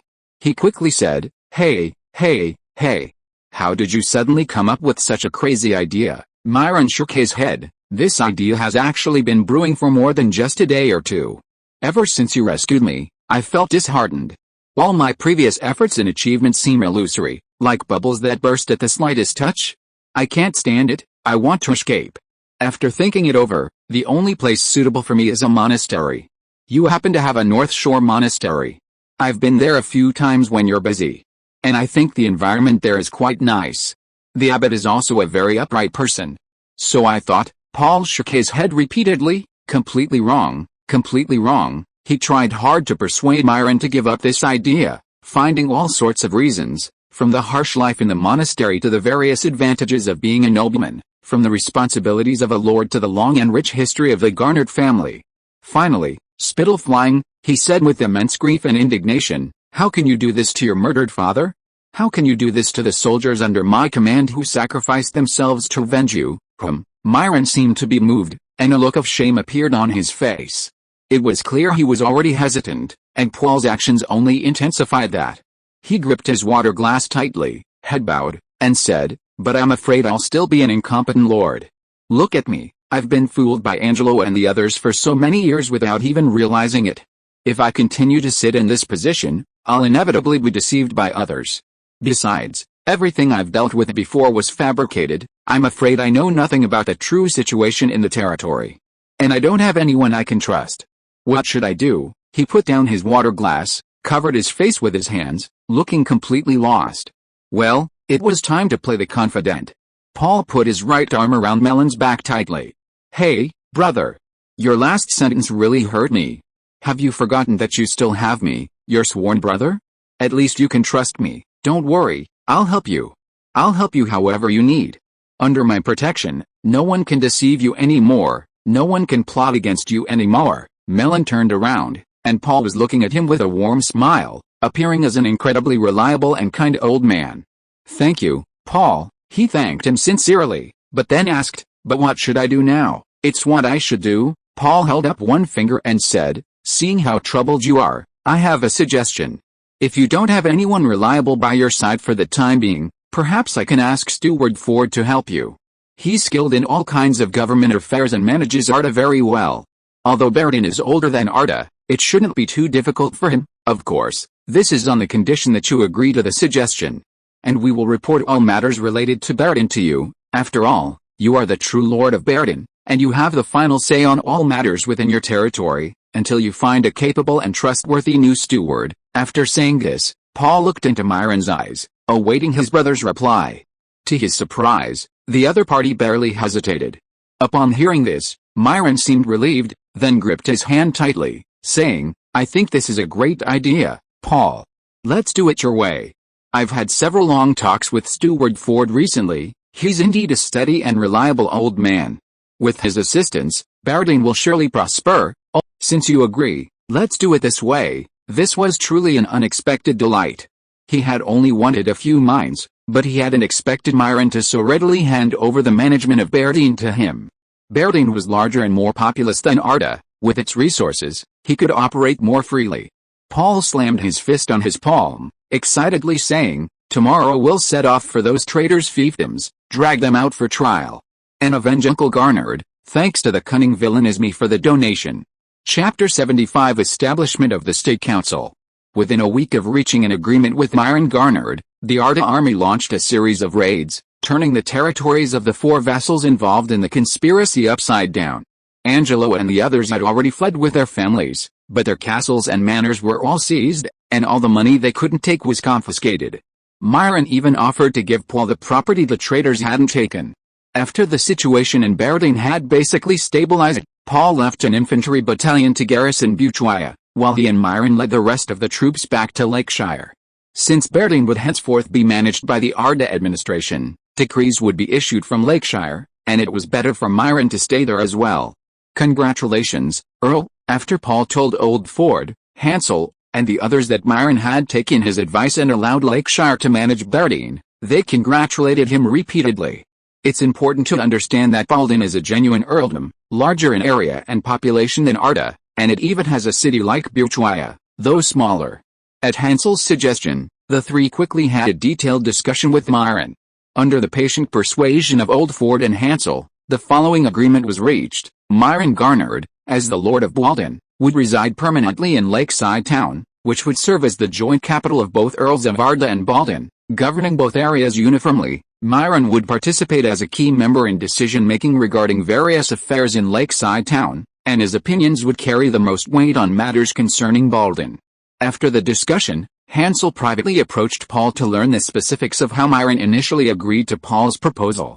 "Lord Gleman, I believe Earl Garnard had similar ideas for a while, which is why he readily agreed when you brought it up," Hansel said, feigning an air of "you can't hide anything from me." Paul looked puzzled. "Impossible." "How did you know?" Hansel said. "I spoke with Count Garnard before. He's in a terrible state of mind right now, doubting himself, doubting others, and even doubting the world." Paul expressed his understanding. He had witnessed a bit of that himself at the Lord's mansion in Butuia that day. His father's sudden estrangement, the vassals' intrigues, may have left him in a state of— Hansel paused, considering how to describe it, a state of paranoia. Paul nodded. That's possible." And then, Hansel said, "Forgive my bluntness, but when he faces you, he probably harbors doubts." Paul was very puzzled. "Why would that be?" Hansel explained. "Think about it from his perspective. My father suddenly ignores me, my vassals plot against me, my steward plots against me, all the people I trusted harbor ill intentions towards me. Why should my sworn brother be treated differently? I suspect Count Garnard is already prepared for a major financial loss. His loved ones have passed away, his confidants have rebelled, his direct army is fighting in the south, and we don't know if they are loyal. If you also have designs on him, and he defies your wishes, especially now that your army has taken control of Bardin, his fate is in your hands. I suspect that the talk about becoming a monk was also intentional, deliberately designed to lure you into revealing your intentions. Paul did indeed have some ulterior motives, but he didn't want the entire Bardin." He shook his head and said, "Myron wouldn't be that scheming." "Hansel, you're still talking about him, aren't you also looking at things through a conspiracy theory lens?" Paul patted Hansel on the shoulder. "Take it easy, the world is still a beautiful place." Hansel's face flushed slightly, and he cleared his throat to cover his embarrassment. "In any case, congratulations on taking over an entire earldom. It will be very beneficial to your future plans." Paul looked into his eyes and said, "It will also be very beneficial to your career." The two smiled at each other. Indeed, regardless of Myron's true intentions, controlling Bardin brought Paul huge benefits, not only in the future but also in the present. After Paul ordered his affairs officer to conduct a census of the territory, he obtained the following data. The entire earldom of Arda had a population of about 60,000, distributed across 10 large towns, including Lake Town and Port Franklin, and more than 50 natural villages. With a current army size of over 1,300 men, it's roughly 40-50 civilians supporting one professional soldier. This might be manageable for ordinary soldiers of this era, but for the new army Paul is building, it's a stretch given the current productivity levels. This pressure will be relieved after controlling Berdine. A rough estimate puts the population of the Berdine Earls territory at around 80,000 to 90,000. To better manage the affairs of both territories, Paul decided to establish an administrative body called the Administrative Council. After discussions with everyone, the council will temporarily be divided into 7 departments: finance, agriculture, industry, education, fisheries, forestry, public security, and intelligence. Old Ford will serve as the council's head. Old Ford will also concurrently serve as the head of the finance department. Hansel was invited to head the agriculture department. He's currently the most concerned about food in Lakeside Town, and he readily accepted Paul's invitation. Cecil will no longer be responsible for forestry affairs, focusing solely on the intelligence department. While the intelligence department is under the council, it reports directly to Paul. The head of the forestry department will be Cecil's former deputy in forestry. The head of the fisheries department will be the tax collector who previously levied taxes on fishermen.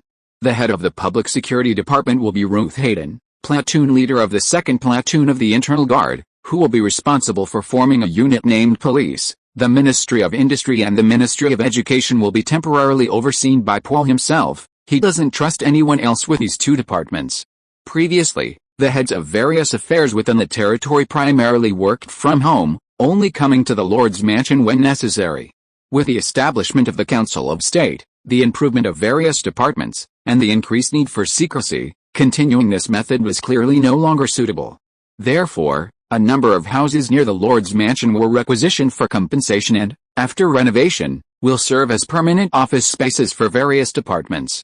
Paul also established an attendance system for administrative staff. From now on, everyone in each department will have to endure the grueling life of daily sign-in and sign-out, with penalties for lateness or unexcused early departures. To assess the teaching effectiveness of the recently established Wes Academy and to find qualified candidates to fill vacancies in various departments, Paul decided to hold an exam in Lakeside Town.